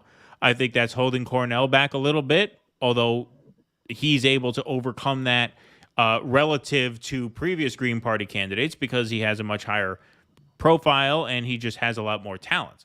But in terms of really breaking through, where you might talk about cracking double digits, yeah, that's going to require some next level engagement, which we're not seeing so far. I mean, that's part of what Jimmy was trying to get across, I think. Right. Not successfully, I would say. Although who knows, man? I mean, Cornell's a thoughtful guy. Maybe he goes home and thinks about it, or maybe he never does an interview with anyone who's Jimmy adjacent again, like us. Yeah, like us. Well, we didn't have much to, I mean, it's not like I don't think we're next on the list to begin with. So I don't know. I'm going to have to email. I'm going to reach out to them again. Garble, proud of you boys. Thank you, Garble. Appreciate that. Appreciate that, my friend. And thank you for the donation. All right, let's move on with the show, shall we? So that maybe Russell can get a few minutes more of sleep in before he starts his next day in Rome. Folks, there's a writer's strike going on, as we all know. And because there's a writer's strike going on, Bill Maher is on a sort of indefinite hiatus from his HBO show, Real Time, and instead is doing his podcast in his basement, Club Random, with Bill Maher. He had Jim Gaffigan on the show to, I guess, talk, amongst other topics, about the writer's strike. Here's Bill Maher's take on professional unionized writers in Hollywood. Perfect example. Those guys would never go back. This strike could go on till the 24th century.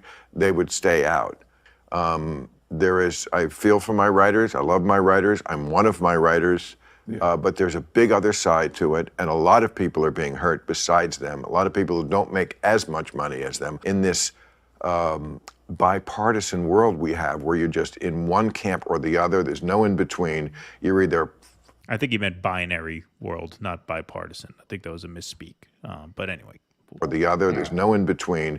You're either for the strike, like they're fucking Che Guevara out there. You know, like this is Cesar Chavez lettuce picking strike, or you're with Trump. You know, like there's no different. There's only two camps, and it's much more complicated than that.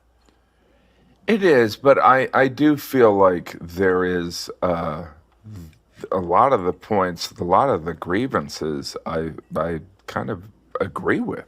I do understand that they're getting screwed a bit by the streamers, yes. Yeah, I mean, it's a change, and you either, you know, it's like anything that is, you know, I believe in free market, but I also believe in trust and then verify, right? What does that mean? Meaning, you know, you don't trust, you know, like the reason, I mean, Zaslav made $400 million, and I think they're looking for 80 million for, you know, it's like they're gonna, you know, you leave a kid in front of a bowl of marshmallows, they're gonna eat the marshmallow. It might be a little unclear to some people what he's talking about there with the trust and verify.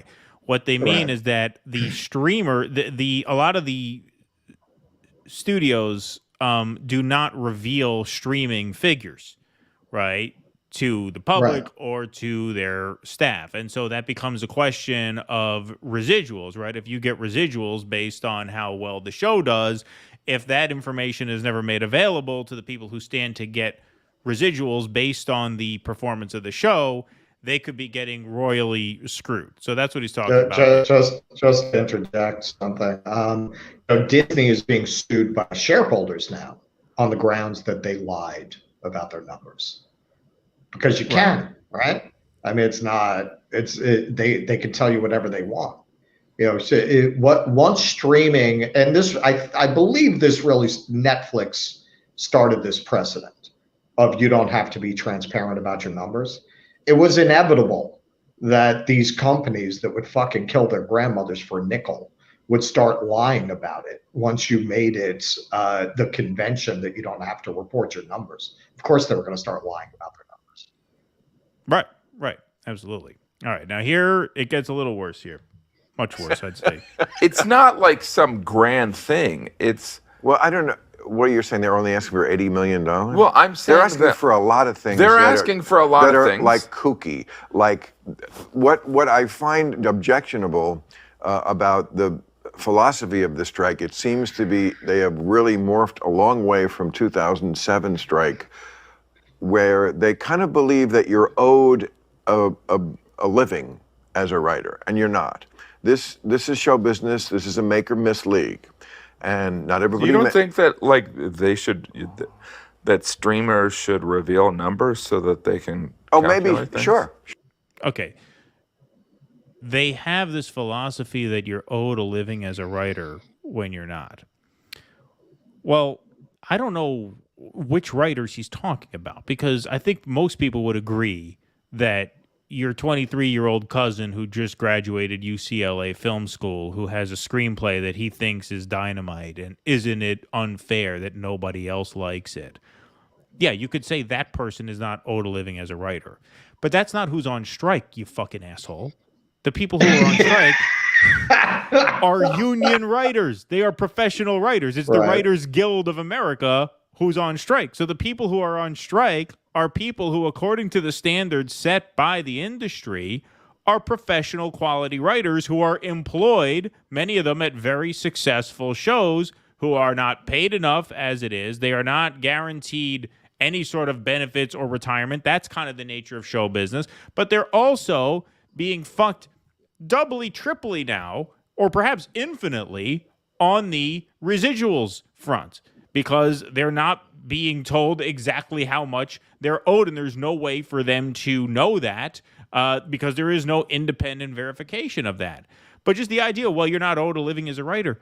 The people in question are Writers Guild members. They're union writers. And I know streaming is a new thing, AI is a new thing, but a part of this also has to do with more macroeconomic factors. That's why you saw the UPS workers threaten a strike. That's why the UAW workers are threatening a strike now, which is that workers from any stripe are starting to see just how much the people at the top have and how little of that gets trickled down to them.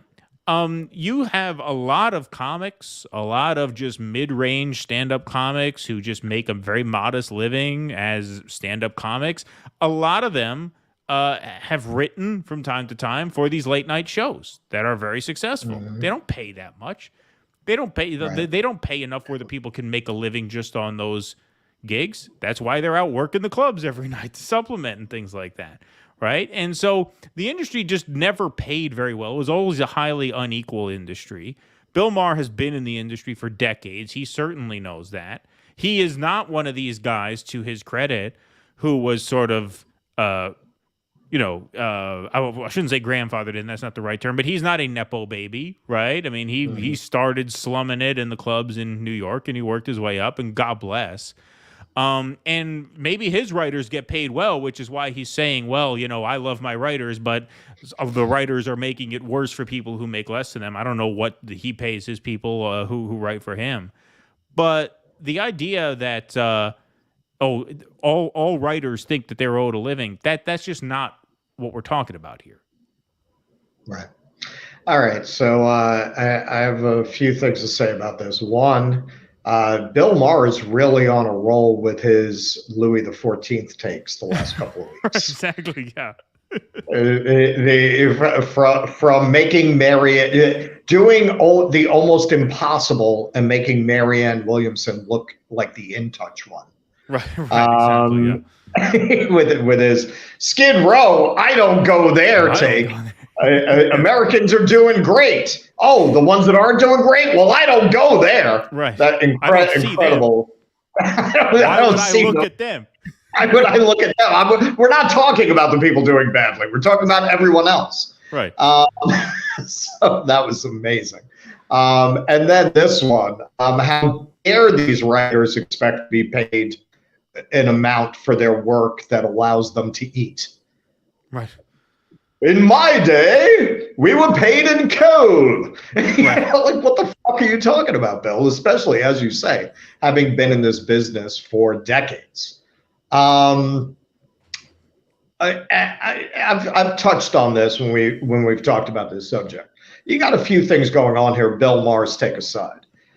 I have mentioned this before. I have never seen people as unsympathetic to a strike as they are to the general. People have just kind of lumped it together in their mind as one big Hollywood strike. Showbiz strike. The actors, writers. Okay, part of this is what has happened with writers in Hollywood, I think, is kind of what's happened with journalism. Taibbi always talks about how journalism used to be like average people, right? It wasn't, they didn't come out of the Ivy League. That's not who did journalism. It was almost a working class job. You know, you look at the backgrounds of some of these legends of Hollywood, like John Huston was like fucking, a pearl diver and a roustabout, and he'd done all of these crazy odd jobs before he landed in Hollywood and wound up a director. When you look at the backgrounds of these writers now, it's not a surprise that the product coming out of Hollywood is completely out of touch with public taste and public interests and public sensibilities. That is a big part of why a lot of the public is like, they're on strike. Fuck them. Who cares? Right? Good. Maybe we could get some good writers now. Right? So I'm not saying this is true of everybody in the industry, but a lot of these writers have spent the last 10 years or so telling the American public what fucking Neanderthal jackasses they are. So you shouldn't be surprised that nobody cares. Also, on a union level, where have you guys been? Because I'm seeing a lot of people. I still have a lot of contacts with people in that industry, and I'm seeing them all talk about labor like, you heard of labor and the issues involving labor? Welcome to the club. Welcome, because I've never heard you motherfuckers say a goddamn word about auto workers. I've never heard you say a word about the communications workers. I've never heard you say a word about the nurses union. Literally, I've never seen any of these fucking people say a word about labor issues until now. All of a sudden, they want to say shit about labor.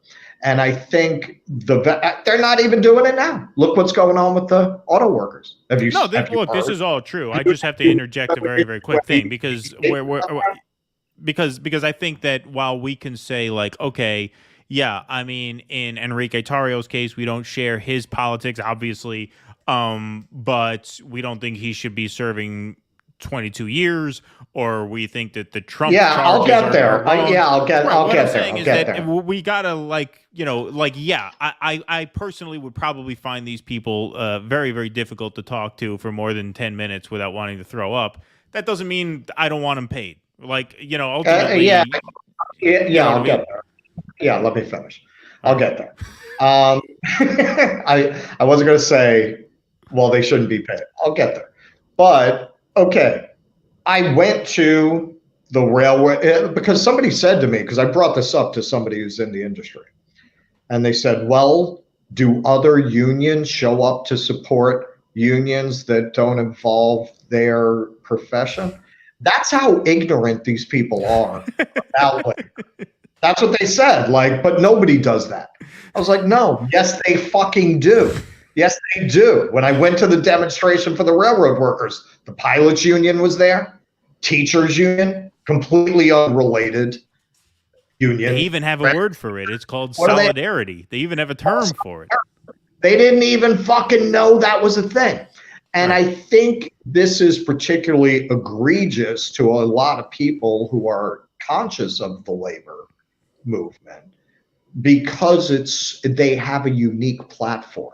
Not all of them, not most of these writers, not even most of these actors, but their most prominent members are among the most prominent members of society. So not only do they not show solidarity, they don't use this incredible power they have that no other union would have the power to support labor the way that these actors could. right? But have you ever seen them fucking do it? Not now. And back in the day, you used to have some actors used to do things like that. But it's been decades since we've seen that kind of activism come out of Hollywood and that kind of solidarity come out of Hollywood. So that is why nobody really gives a fuck. That's why you're not seeing anybody from the auto workers saying anything about them, but you're not seeing them say anything about the auto workers, right? And they never have, right, and they won't. Yeah. And that's part of why when you see these actors talking like all of a sudden they just fucking discovered the Communist Manifesto, you're like, yeah, who the fuck are you kidding? Who are you kidding? All of that having been said, their enemy is worse, right? Because what Gaffigan is saying there is not wrong. You do have these CEOs getting paid tens of millions of dollars, and you do have these companies crying poverty. And they are taking advantage of the precedent that Netflix set of not having to report your numbers to screw writers and actors by not giving them a proper percentage of what these properties are making. So yeah, it is a classic. It's what's happening to labor all across the economy, where you have these companies crying poverty. Meanwhile, their executives are getting paid tens of millions of dollars. It's a question. It's not that these companies aren't making money. It's a question of how you distribute that money. Now, my final point, all of that having been said, is, you know, Fran Drescher, when she gave, this moment was everywhere, where she said, you know, we're on the Titanic and it's hitting the iceberg. You know, it's interesting that she didn't take that to its logical conclusion.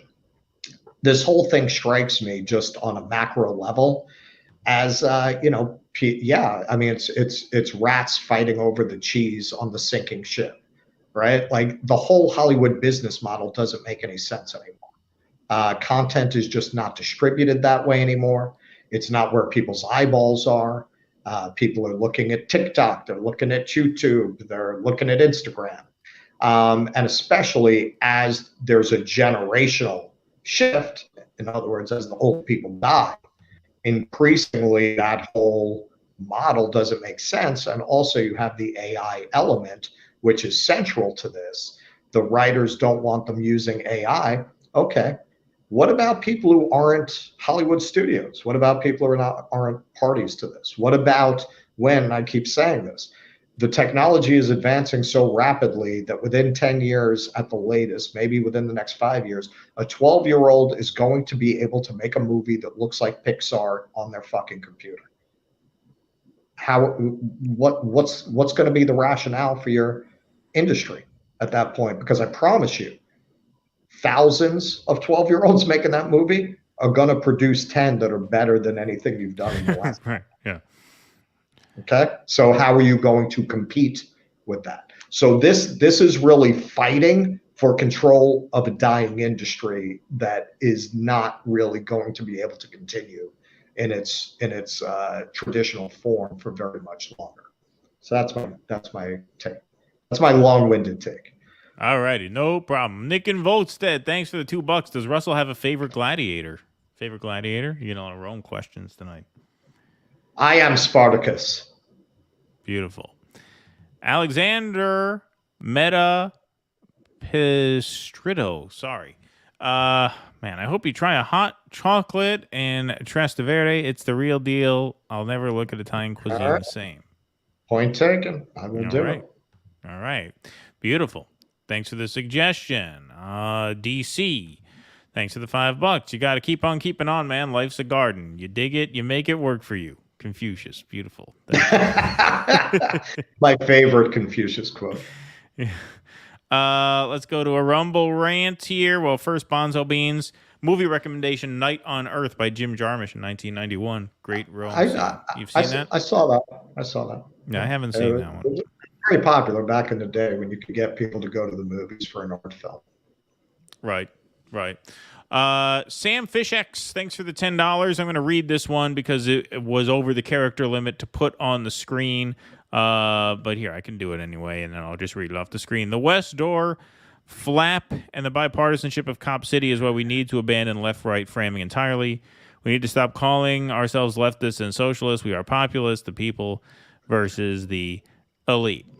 You know, I mean, that's an interesting point. I still think there is value in being clear about where you stand on issues. I think it's a matter of messaging, as Jimmy said. I think it's a matter of, what do you center in your messaging? And I think, look, what I will say in Cornell's defense is that some of that stuff that he gets into is going to be powerful. Like some of the more identity-based arguments will be convincing to certain voters in certain areas. I mean, he's polling 7% with Latinos, 8% with African Americans now. I think that's partly because of that sort of intersectional sort of language that he uses, partly. But again, there's also an argument to say that you could get even more with a more universalist approach, right?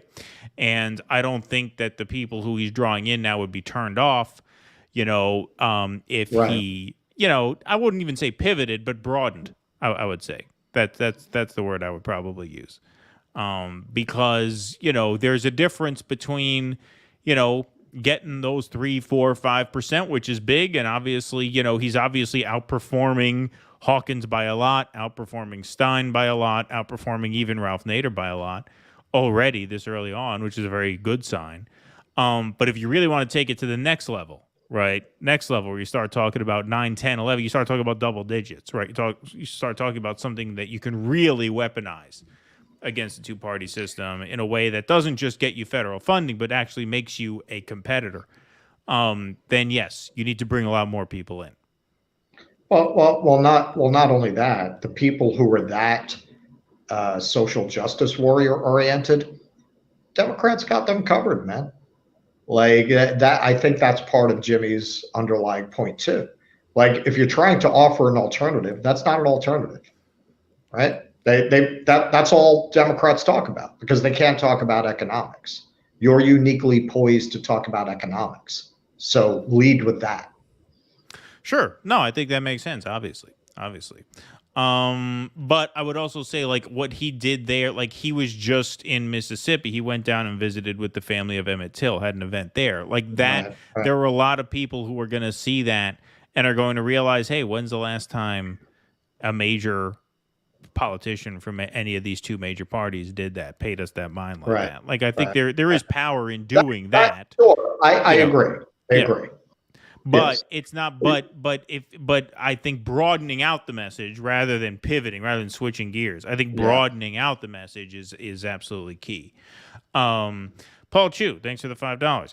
Here's $5 to go to Ostia Antica. It's amazing. Ostia Antica got a lot of restaurant recommendations. No, that's not. That's ruins. Oh,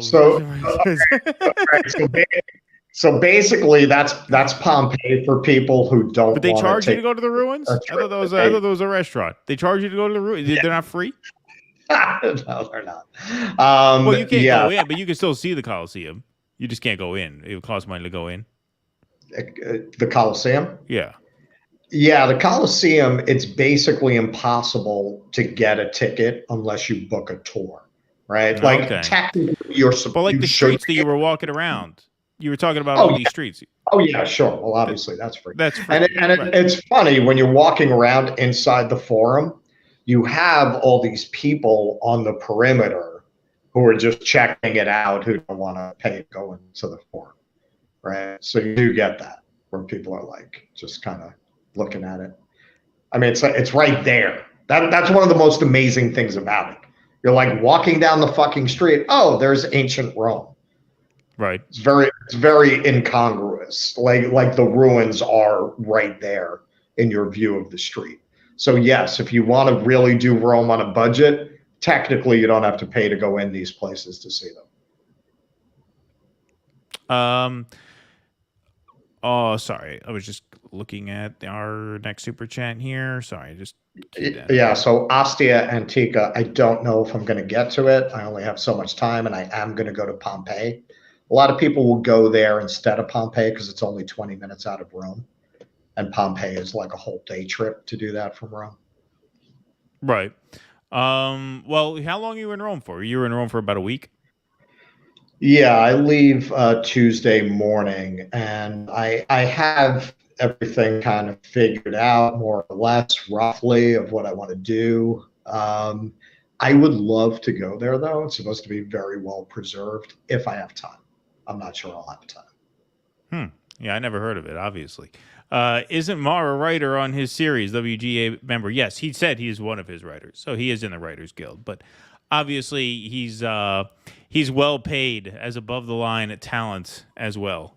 Are writers above the line or are they below the line? I forget what the line is in Hollywood. There's a line. They say you're either above the line or below the line. Writers might be above the line. I believe they're below the line. They are. Okay, they are. All right. I could be wrong. George Gunnell, thanks for the $10. The strongest, most consistent, and principled arguments I witness for maintaining class consciousness in the face of bourgeois identity politics come from Nick Cruz. Check him out. Yeah, no, we've checked him out. Not only do we know who he is, we host a regular show with Nick and CJ over on RBN called the Post-Duopoly Shows. Yeah, so we've heard of him. We hang out with those guys every couple of weeks over on their channel. So catch one of those episodes. Yeah, that was interesting that he pulled like 2 tweets from Nick. There was it 2 or was it just the one? Like I said, I was in and out through it. I think I saw most of it. I did see most of it. I didn't watch the whole thing, but I saw him pull the one tweet about climate change. I don't know if he pulled another one. That's gonna make for an awkward dinner the next time they have Cornell on. Yeah, exactly. Vin Bake Show, thanks for the $2.79. Appreciate that. And you asked if we could find your comment in the chat, please. Oy. Well, did you put a comment on that was not a super chat? Because we only kind of have the super chats flagged for us. But if you want to repeat a point that you want to get through to us, Jake, who's in the booth, by the way, big round of applause for producer Jake. If you can keep an eye out for a super chat from that user there. I wish I could say his name, but I deleted it off the screen too. So keep an eye out for that, and we'll try to flag that. If you could hit the star button next to that, we'll try and put that chat up. Abiding, thanks for the 99 cents. Appreciate that super sticker, my friend. We will get to some more super chats in a little while, but moving right along, what's next? Oh, another labor issue is next here. So we are inside 10 days, folks, from the United Auto Workers deadline, past which they are set to strike. So the United Auto Workers, under the leadership of Shawn Fain, are announcing that they are prepared to strike on September 14th if a deal cannot be brokered between their union and the big 3 automakers. Now, Joe Biden went on a campaign trip to Philadelphia these past couple of days, and he said before a speech, there's apparently no video that's been released to the public of him saying this, but this got some press. This is from Reuters. U.S. President Joe Biden said on Monday that he did not think workers at the nation's 3 large automakers were likely to go on strike, despite a looming contract deadline later this month. The key quote, "I'm not worried about a strike," the Democratic president said on Monday as he arrived in Philadelphia ahead of a speech for the U.S. Labor Day holiday. "I don't think it's going to happen." And, of course, the take last month, the UAW said its members voted overwhelmingly in favor of authorizing a strike at the Detroit 3 automakers if agreement is not reached before the current 4-year contract expires on September 14th. Here's DJ Judd, who apparently is from CNN, according to his bio. In a gaggle with reporters in Michigan this Labor Day, UAW President Shawn Fain responds to comments from President Joe Biden earlier saying he doesn't think an auto worker strike is likely, telling reporters, "I'm shocked by that reaction. He must know something that we don't know." And here you can see the full quote that he puts on his tweet there. He must know something we don't know, but maybe the company is planning on walking in and giving us our demands on the night before. I don't know, but he's on the inside on something I don't know about, because where we stand, I want to be clear about this, that's not our intent. Our intent is not to strike. Our intent is to get a fair agreement, and that's been our intent from day one. But, as we get down to the wire here, there's 3 companies to bargain with, and there's 10 days left to do it. So I know what it looks like to me. He's saying, no, it's looking like we absolutely are going to strike and prove Joe Biden wrong. Shawn Fain was also asked on CNN after this why the UAW has not endorsed Joe Biden yet, and do they have any plans to do that? So here's a clip on CNN with UAW President Shawn Fain. Endorsement from your union contingent is an endorsement from your union contingent upon a deal with the White House on these specific demands that you have related to his Inflation Reduction Act, and that is subsidies for electric vehicles. You would like some contingencies based upon that for guarantees for employees too. Well, it's back to the same old story. When the corporations come to the government with their hand out, the government always delivers billions and billions of dollars. But when the working class people show up and say, we want our share, we want our equitable share, there's always a reason why it can't happen. When it comes to endorsements, our endorsements are going to be earned. And so, actions speak louder than words. So, we will make endorsements when the time is right. And we feel like, the candidates have shown and have delivered for our members' needs and for the working class needs. So there's his answer, pretty blunt and pretty clear vis-a-vis the question of endorsement, which is significant because 19 other major labor unions have already endorsed Joe Biden. They did so months ago. The UAW is probably the most notable large holdout. But he also talked a little bit there about the Inflation Reduction Act and the transition to electronic vehicles. And this is a point where they've been, frankly, smeared by a lot of outlets as being anti-EV, right? These unions are being anti-EV by basically calling for a just transition. So what they've talked about when it comes to the transition to electronic vehicles, the union is demanding that battery plants, because they're going to have to start making batteries, and a lot of the battery plants for the EVs are owned by the battery makers, not by the automakers. And so the union wants to make sure that those plants where they're making batteries for the EVs are held to the same safety and wage standards as the big 3 automaker plants. Also, the UAW is concerned that the EV transition will become a sort of race to the bottom, as there's this new push now to make electronic vehicles a lot cheaper so that more people can buy them. And so the UAW wants to make sure that there aren't going to be plant closures in association with that, because now EVs are more expensive to make. And so they're worried about things like outsourcing and things like that, because when you hear leaders talk about, well, we want to be able to sell electronic vehicles for $25,000 when now the average EV goes for $53,000, the workers hear that and they think, oh, well, we're about to get shafted. Why wouldn't they? Why wouldn't they? Don't forget, we're talking about the Midwest here. We're talking about Michigan. These are the same people who Bill Clinton told you, no, don't worry, NAFTA is going to work out great for you. It's a new future that we're all ushering in together. We're building a bridge to the 21st century. That's what he said. And don't worry, things are going to work out great for you.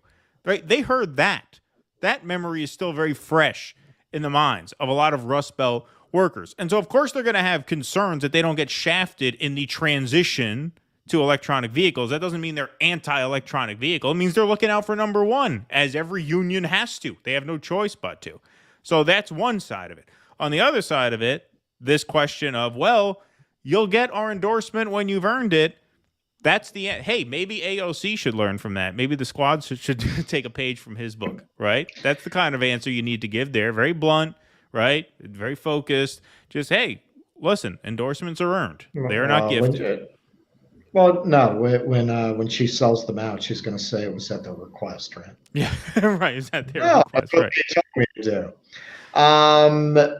Yeah, why would they be skeptical that they're going to get shafted on the EV transition? A former friend of show. He was a friend of show until you screamed at him about nuking I think the country. Thomas Frank. So you threatened to go full Joker on the nation. You can invite him back on and say it'll just be you two. I'll be like, listen, Keaton, he's got a family obligation. I'll just be honest. I'm just going to invite my friend Nick Cruz on. Yeah, right, exactly. Yeah. No, they've interviewed him actually, Nick and CJ. I think they said they did. Yeah. Yeah, they did. No, I saw that. It was a good interview. Yeah, Thomas Frank talks about this, and there's a great video if you want to look it up online. I use this as one of my main audio-visual tools to explain to libs the reality of class politics in America and why the MAGA movement started. I believe it was an interview he did with a French magazine. It's just like a 10-minute thing. Why Hillary Clinton lost the election. If you Google why Hillary Clinton lost the election, Thomas Frank, you'll get this video. It's only about 10 minutes. And he says in it, these workers in the Rust Belt absolutely hate Bill Clinton because he's responsible for NAFTA. And every time the unions are in negotiations with management, and based on what he says in the interview, we have numbers on this. It's about 90% of the time they bring up NAFTA. About 90%. Well, of course, yeah, yeah. And his overall point was Hillary Clinton's last name was Clinton, so she could never get out of it, right? She could never get out of the connection to NAFTA. But yeah, I mean that's the great betrayal for particularly obviously auto workers. So yeah, I mean, of course they think once they go over to EVs, they'll use it as an excuse to finally get rid of one of the last unions that has not been destroyed by the post-Reagan destruction of the unions. I mean, they've been impacted along with the auto industry because of NAFTA, but they still remain a functioning, powerful union as demonstrated by the Sturm und Drang and angst surrounding this threat of a strike. So, Biden's going to Biden. But I think it demonstrates how long Democrats have been able to take labor for granted that he would say something like that and not even think of it as provocative. Right. Oh yeah, no, I don't think they'll strike because they're so used to having the leadership in their pocket. That's why you see all of these unions endorsing politicians that the rank and file union members absolutely fucking hate. Yeah, 97% voted to endorse a strike. What does that tell you, moron? Right. What does that tell you about them? Oh no, yeah, strike's very unlikely. They're not behind them, right?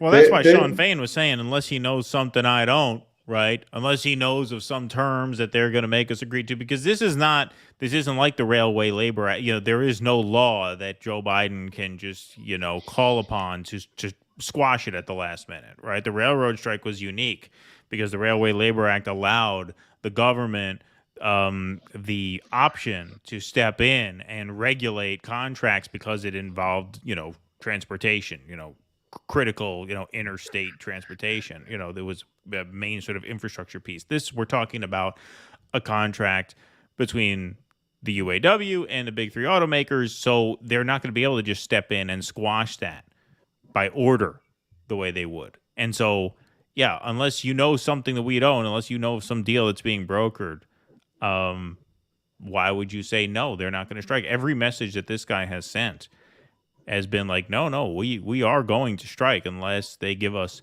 what we want. He's been very, very, very, very clear on that. I mean, there's been no mystery in his language from the beginning. And it's not just Biden, but, all the mainstream outlets you see, Political will do a write-up on this. While the likelihood of a strike remains low. Right? According to who? According to who? Well, because that's what they're used to. That's what they're used to. It's been literally like 2 generations since you had a labor movement with teeth. Right. Right. I mean, you don't even have anyone reporting today who's reported on a vibrant labor movement that would strike. Right. Exactly. They can't even wrap their heads around That's a great point. I didn't even think of that. The reporters wouldn't even know what a militant labor movement would look like if they went to report on one.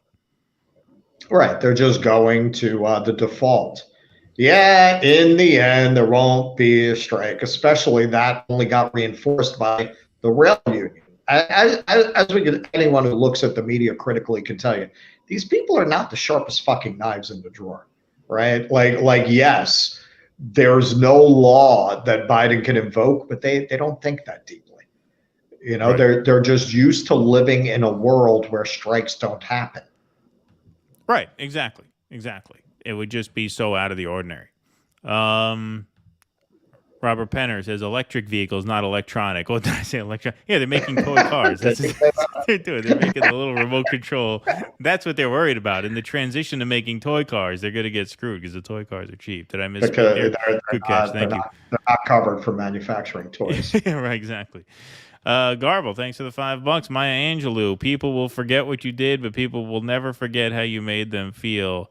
Intersectional language makes people feel poopy. It's an interesting choice of words, poopy. I haven't heard that one in a while. Haven't used that one in a while.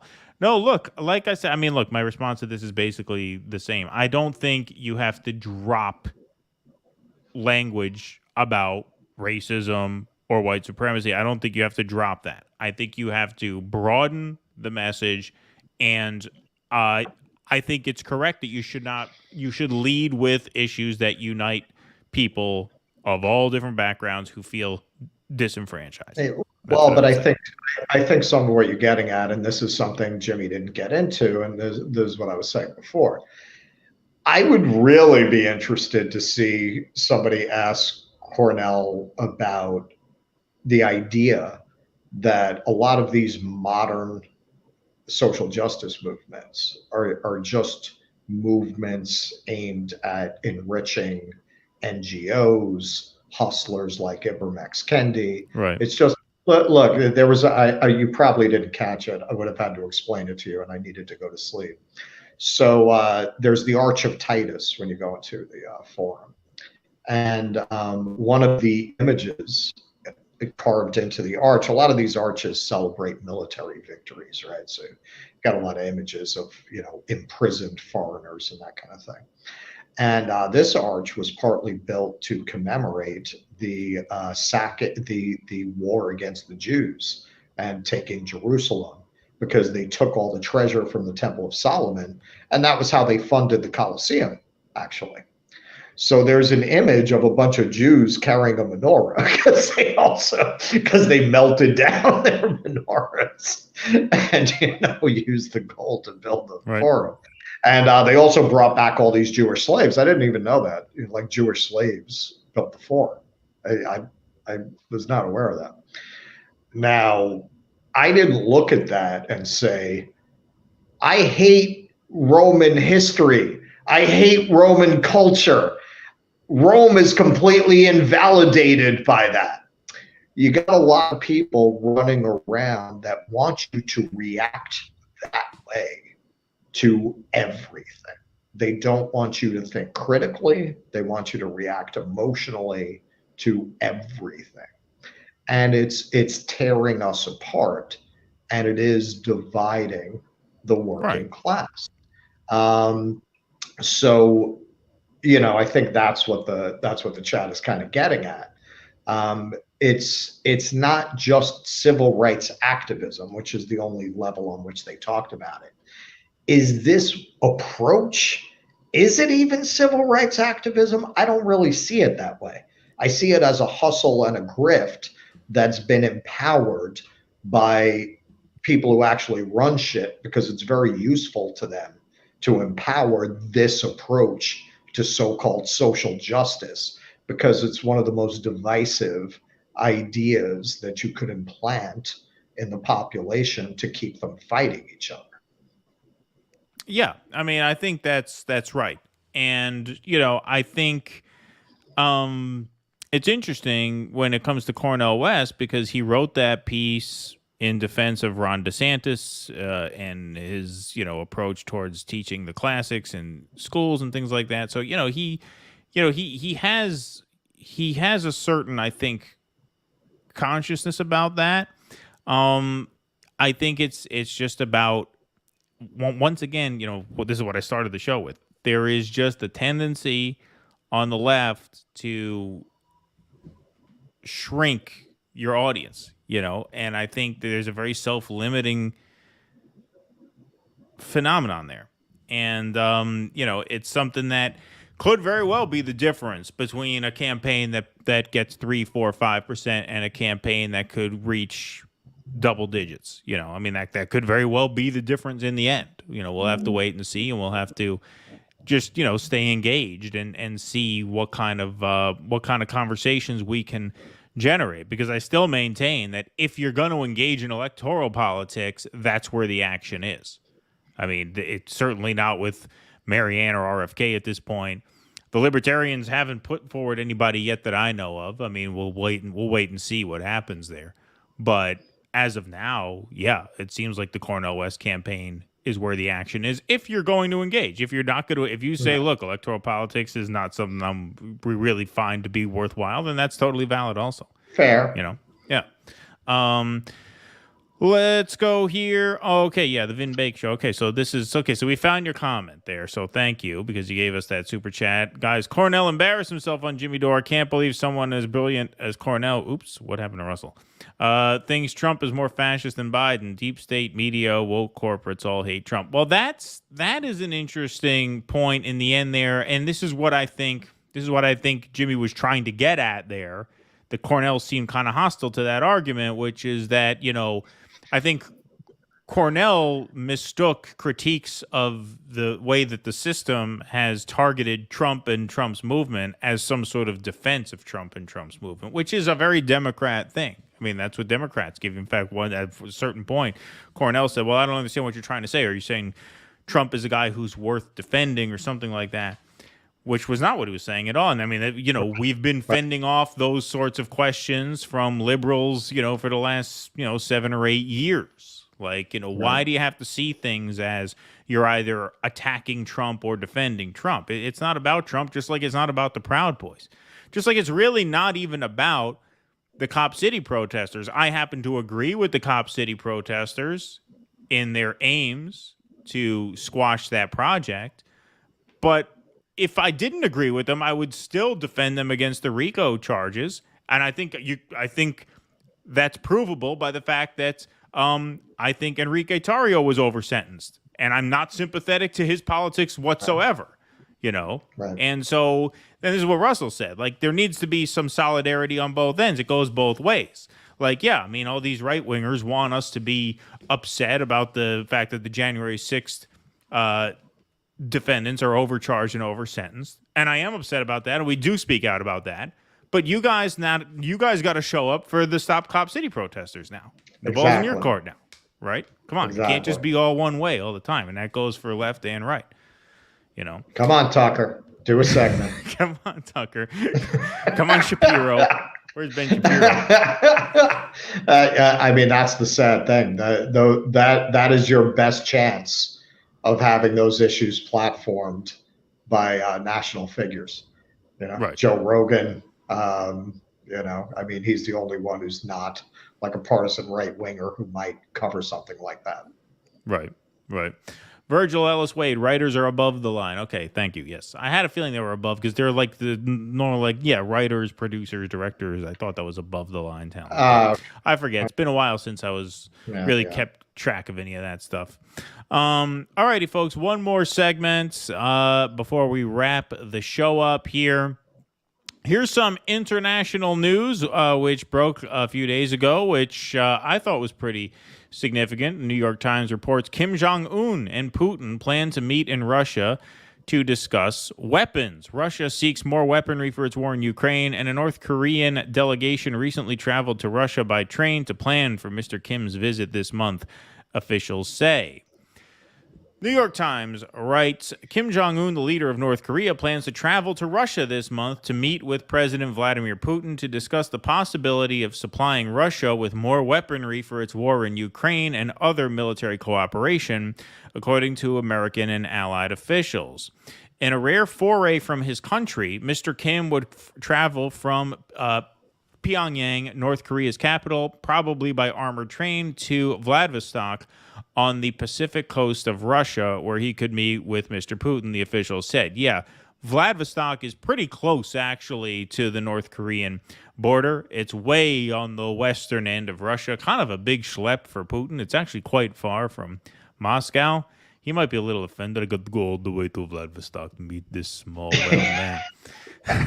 It's a big trip. That's far away. I mean, Russia's the biggest country in the world, obviously, by land area. And yes, that is right near the border of North Korea, so he wouldn't be traveling all that far.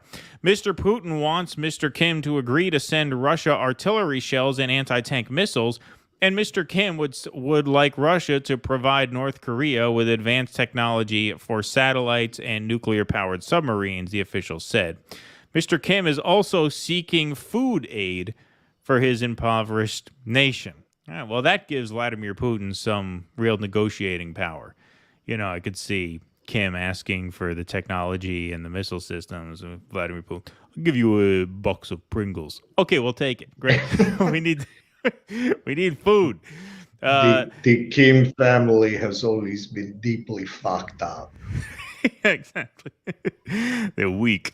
The idea for Russia's visit came out of a trip by Sergei Shoigu, the Russian defense minister, to North Korea in July for Mr. Kim's celebration of the 70th anniversary of the quote-unquote victory over South Korean and U.S. forces in the Korean War, officials said. In reality, the 3-year war halted in 1953 in a stalemate, and armistice agreement said the two Koreas are still officially at war. Their note there. Bullshit, we won. Mr. Kim took the... Mr. Kim... Just like Vietnam. Yeah, right, exactly, yeah. Mr. Kim took Mr. Shoigu to an exhibition of weaponry and military equipment that included ballistic missiles banned by the United Nations. During the meeting, Mr. Kim presented Mr. Shoigu with options for greater military cooperation and asked for Mr. Putin to visit North Korea, officials said. Mr. Shoigu then made a counter proposal suggesting that Mr. Kim travel to Russia. Shoigu's visit to North Korea was the first by a Russian defense minister since the fracturing of the Soviet Union in 1991. Shoigu presented Mr. Kim with a letter from Mr. Putin, according to the Korean Central News Agency, or KCNA, the country's state news service. The agency did not indicate that Mr. Kim had explicitly mentioned Ukraine in conversations, but it said he had, quote, expressed his views on issues of mutual concern in the struggle to safeguard the sovereignty, development, and interests of the two countries from the high-handed and arbitrary practices of the imperialists and to realize international justice and peace. So, yeah, sounds quite a lot like they're talking about Ukraine and NATO expansion. Pardon me.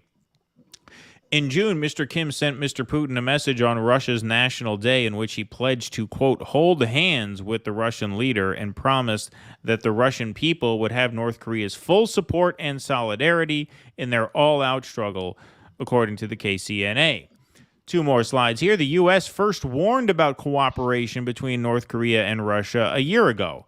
Officials, citing declassified U.S. intelligence, said that Russia planned to buy artillery shells for use in Ukraine.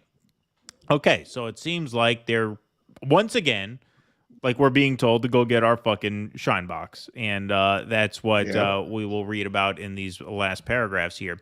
In subsequent disclosures, Mr. Kirby said North Korea, pardon me, had shipped munitions to Russia through the Middle East and North Africa. But U.S. officials said that the disclosures had deterred North Korea and that few, if any, North Korean weapons had made it to the front lines in Ukraine.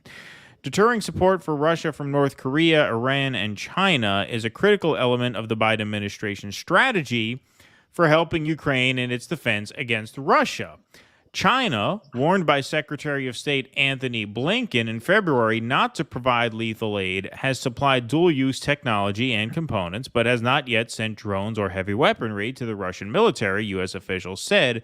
Iran has supplied drones and is helping Russia build a drone factory, but U.S. officials believe their warnings have helped prod Iran to reconsider plans of providing ballistic missiles to Russia, at least so far. All right, so we read all of that, And my takeaway is that the United States has really become that substitute teacher, you know, that you're like, oh yeah, she said not to not to put gum under the desk. That's nice. There it is. You know what I mean? Like they're just so blatantly, they just seem to not really give a fuck what we have to say about anything. And this reflects itself in the BRICS alliance expansion, which happened recently, and now you have these coordinations and communications between these adversarial powers. You better not do this. Well, they go ahead and do it anyway. What is the response going to be? This is why I feel like, you know, when we talk about the media space being so fractured and populations being so siloed in terms of what their political views are and how they absorb information and what information they have access to. When you talk about the war in Ukraine and you get the message from the media and from, you know, high-profile propagandists like Shawn Fain, who just has a documentary coming out in a couple of weeks saying Ukraine will win, it's just a matter of at what cost. And you see on MSNBC praising the Ukrainian effort as one that's, you know, destined for victory. Not only is that wrong, but the Ukraine war that's being talked about in the media is the literal Ukraine war. But the actual war is much, much bigger. The actual war has to do with stuff like this, has to do with alliances like BRICS, has to do with de-dollarization, right? It has to do with the establishment of a new multipolar world. The actual war is not on the battlefield, right? The bigger war is what's happening all around the world, where you see U.S. power just getting weaker and weaker by the day, which I happen to think is a good thing for the world. And in that way, I guess you can say Joe Biden has been a successful president in the fact that he's just rendered this country so irrelevant. I mean, when you think about it, it's actually not a terrible argument now that I think of it. Although, obviously, he's doing it by accident, just through sheer incompetence and refusal to acknowledge the inevitability of global cooperation that does not include the United States or the West more broadly. So that's my takeaway from that. I know that was a lot of reading there.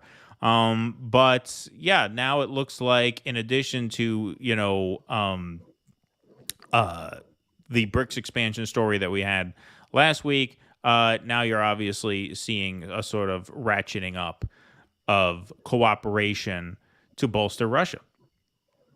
Well, this is a continuation and a culmination of a process that really started under the newly rehabilitated George W. Bush. That was the beginning of the international community. You could feel it palpably, and you could see it in their initial reactions, particularly when he won a second term through whatever means. The international community at that moment said, oh shit, we've allowed America to have this unprecedented role as leader of the world. What if they elect someone completely irresponsible? What do we do? But that had never occurred to them, right? Whatever we as leftists think about Bush's predecessors, in terms of the global community, they saw them as stabilizing influences, right? Globalism was proceeding apace. The Pax Americana, such as it was in terms of America's interventions, didn't really affect them, right? So whatever, you want to play your little proxy war games, that's CIA assassinations. We don't care about that, right? The world, for all effects and purposes, was safe and quiet in American hands. Then all of a sudden, America elects this fucking lunatic. And in the wake of 9/11, he decides to invade Iraq. You know, I mean, if you remember the coalition of the willing, right? They had to come up with that branding because Europe was like, what? We're going to do what now? Right. French were like, sacre bleu. They were like, we're not fucking going to Iraq. So that was the beginning of the world starting to say, maybe we can't trust America in this position. Then Obama gets elected, and you cannot underestimate how much the international community's love of Obama was a sigh of relief that they could let America lead again, right? Oh, well, clearly that George Bush was an aberration, right? Where not only did they elect a good globalist neoliberal in the pocket of Citibank, but they elected a person of colors in the pocket of Citibank. Progress is made, right? The world all makes sense again. And then Trump, right?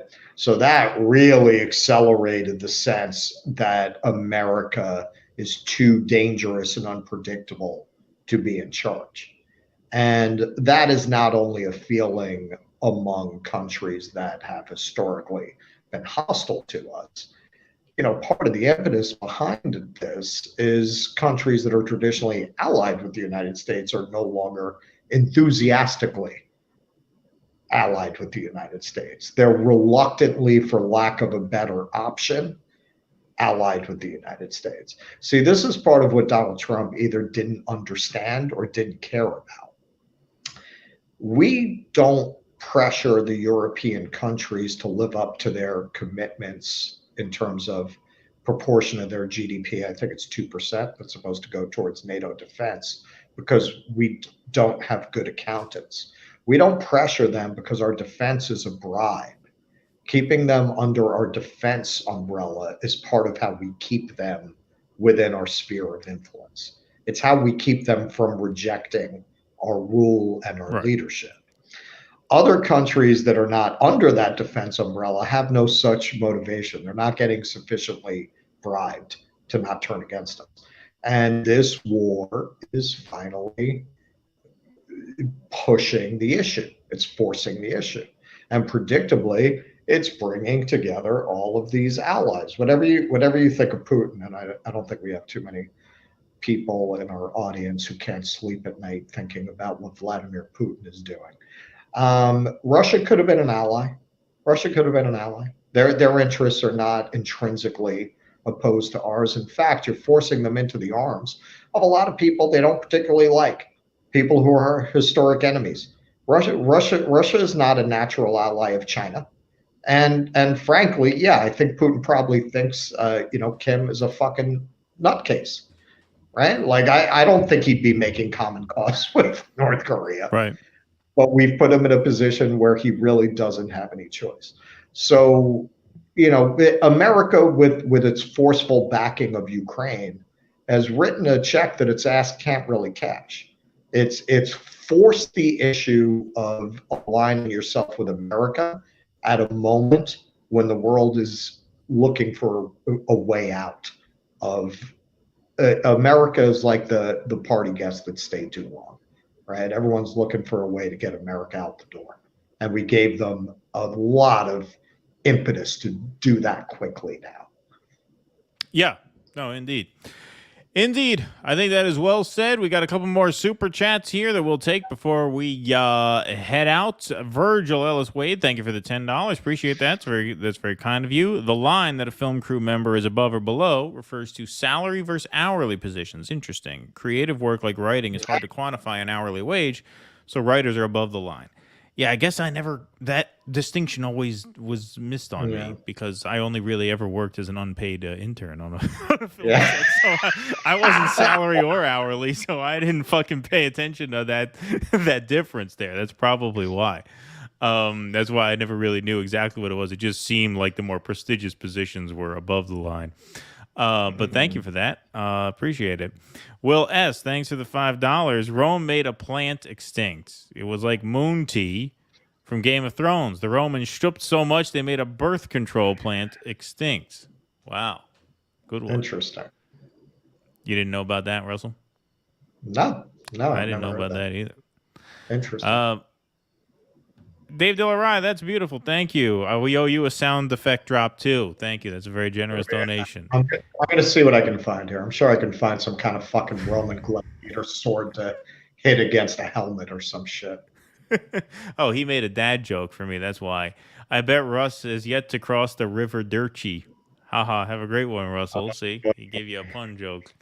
Give you a fun joke. But he paid you well for it. Why did I tell our audience I have this weakness? It's like my kryptonite. Now they're all going to come at me with it. Yeah, now we're gonna do Russell. We're gonna do dad jokes. Maybe when we do my birthday stream, you'll make a bunch of pun jokes and we can torture Russell with them. But that was a good one. Well, he paid you well for it. It was a generous donation, so you can endure. Fair it. enough. Fair enough. Yet to cross the River Dirty. Yeah. Beautiful. Well, thank you, Dave. That's very nice of you. Folks, I believe that is our show. Russell's got a full day ahead of him, and I've got a full night's sleep ahead of me. So funny how that works out. But we will see you back here Friday morning. Russell will not be here. I will be here with Craig Pasta-Jardula at 10 a.m. talking about his trip to Maui and the situation on the ground there. I'm really looking forward to that. And then we'll be back here on Sunday night. I guess we'll play some clips from the Jimmy Cornell thing on Sunday and get more into this. Although I think for people who you only watched half of it and I watched about 3/4 of it in and out in one ear, I think we did a fairly good job addressing it this evening as best as we could, given the fact that it aired about an hour before we went on the air. But obviously that's going to be the talk of the town for the next few days, and so we'll have more to say on that on Sunday. Yeah, I would think the takes are going to be as interesting as the interview. They are. It's going to be interesting. It's definitely going to be interesting. But, look, I mean, that is a conversation that I think, kind of has to be had. And, one of the reasons I hope we get a chance to talk to Cornell West is because I will raise similar points. But I see what I would do, and this is just me, I would like to ask him outright, like, what are your views on censorship? Like, what are your views on big tech and things like that? Because I could see, like, when you say that, Biden is milquetoast but Trump is a fascist, it suggests that you're not that those kinds of issues are not really on your radar. At one point, I believe Cornell tells Jimmy, and this was a really interesting moment. Cornell tells Jimmy at one moment, in a fascist society, we wouldn't be able to talk like this on the internet if it was truly fascist. And I'm thinking to myself, okay, well, it's not Donald Trump who's pressuring the social media companies to turn the lights out on shows like this. It's the Biden administration. So, like, if you're worried about being able to speak, it's not Donald Trump who's leaning on Google and Facebook and now X to shut you off. That's the Democrats doing that. So even in the example that he cited, it's like, but don't you see that it's the Democrats who are trying to really enforce their point of view in very fascistic ways, right? When it comes to that example. And so I would just like to get his opinion on that, because, if that's something he doesn't think very much about or something he doesn't care very much about, that would explain his framing. You know what I mean? And I think it would be a great thing to get to voice those concerns to him, because this is the real thing. And I don't mean to get on a whole nother monologue about it, just as we are about to sign off, but here's the thing that we've been talking about for a while now on this show for the last, good 5-6 months at least. Like, these issues of censorship, weaponization of the federal government against political opponents, right? War, right? These are existential issues right now that have become more urgent than a lot of traditionally left causes like Medicare for All and things like that. Right. And it's not that those causes are not important. It's that those battles have been set back so far by this rightward trend of not only the Democratic Party, but a rightward trend of organizations that established themselves as alternatives to the Democratic Party. DSA has shifted right. This is what Nick Cruz from RBN talks about all the time. Bernie and AOC, that whole project has ended up pulling actual socialists to the right, because they've made actual socialists feel like they have a seat at the table in the Democratic Party, which has watered down actual left movements, which means that the fight for things like Medicare for All, while they're obviously hugely important, we still have tens of thousands of people dying in this country because they can't afford to go to a fucking doctor, can't afford medicine, right? It's not that those are not important. It's that those are no longer the most urgent issues in front of us because they're not ones that we can deal with politically, materially right now. Whereas these issues of censorship, issues of war and peace, issues of the justice system being weaponized against political dissidents, these are battles that are right in front of us right now. And there's a sense that they are winnable. The reason they're winnable is because the right is actually making noise about them. Right? So half the country already cares about it. So what we're saying over here on the left is, hey, if we can get some leftists like us to actually work with some of the right who already is focused on these issues, we might actually have something. And it's going to take give and take on both sides because, as Russell said, the right wing doesn't want to talk about Cop City. And so that sucks that they're not willing to do that.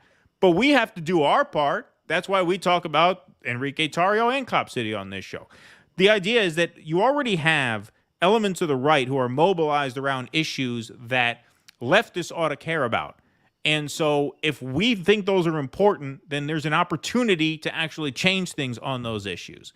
And does the Green Party see that as an opportunity? Does Cornell see that as an opportunity? Or does the Green Party and does Cornell West think, well, no, because those issues are associated with the right now, it means those issues have been corrupted or those issues are dirty now and untouchable. Like that's a conversation that needs to be had. And I think the way that I would start that conversation is I would just ask, okay, what do you think about big tech? What do you think about censorship? Right. What do you think about the sentencing of the January 6th defendants? Whether you feel solidarity with them or not, what do you think about the sentencing? Mm-hmm.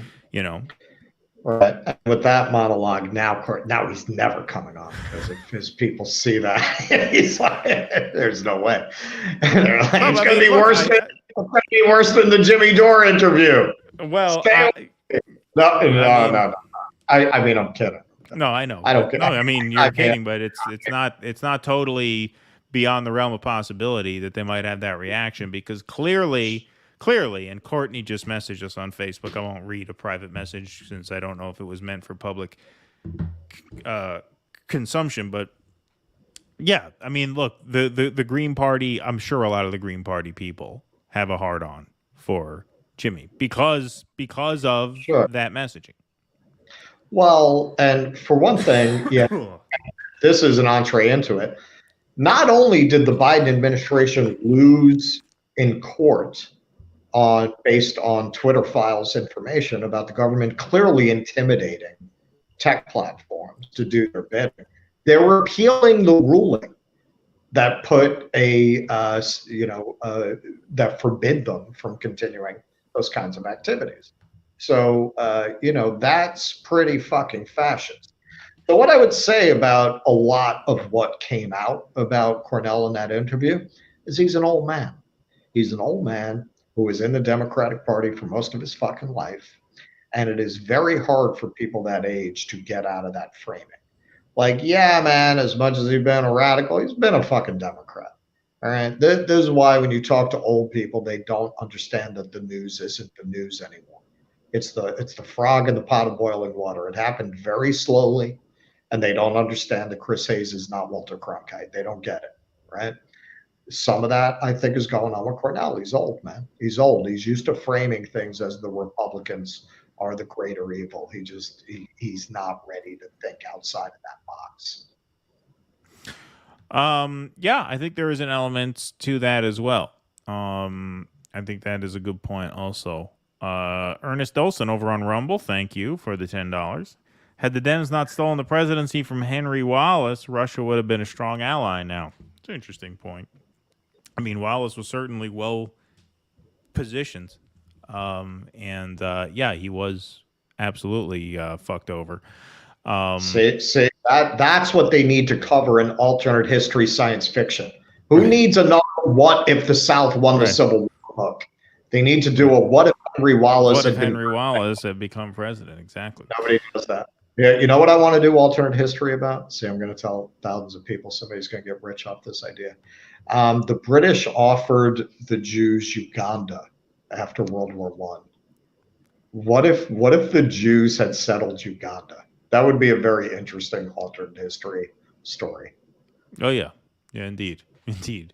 For sure. Garble, thanks for the $5. Keep on rocking in the free world. And do. Yeah, let's I think we can make that our finale super chat of the evening. But thank you, Garble. We appreciate that. We appreciate you all being here. We'll let Russell get started. So are you gonna go take a nap now so you get started fresh, or are you gonna just start the day? I'm gonna go. Fortunately, tomorrow I'm not hard scheduled. Like Friday, I'm doing the Vatican, and that's another one where if you don't book a tour, you're not getting in, right? Like it's just the tickets sell out so fast that you just can't. And part of the reason they sell out so fast is because the tour companies have bots set up. As soon as tickets come online for a date, they buy them all. So tomorrow, though, I don't have like a hard tour that I have to be at. So I'm just going to sleep and get up. The plan tomorrow is to do the Capitol Line Museum, the Capuchin Crypts, and a couple other things. But those will be the highlights tomorrow. All right. The Baths of Caracalla. What's that? The Baths of Caracalla. They're like these preserved Roman baths. Sounds like a full itinerary, and it's already, 5 a.m. there. So let's get going. I mean, my body may let me sleep until 8, I'm hoping. All right, cool. Cool deal.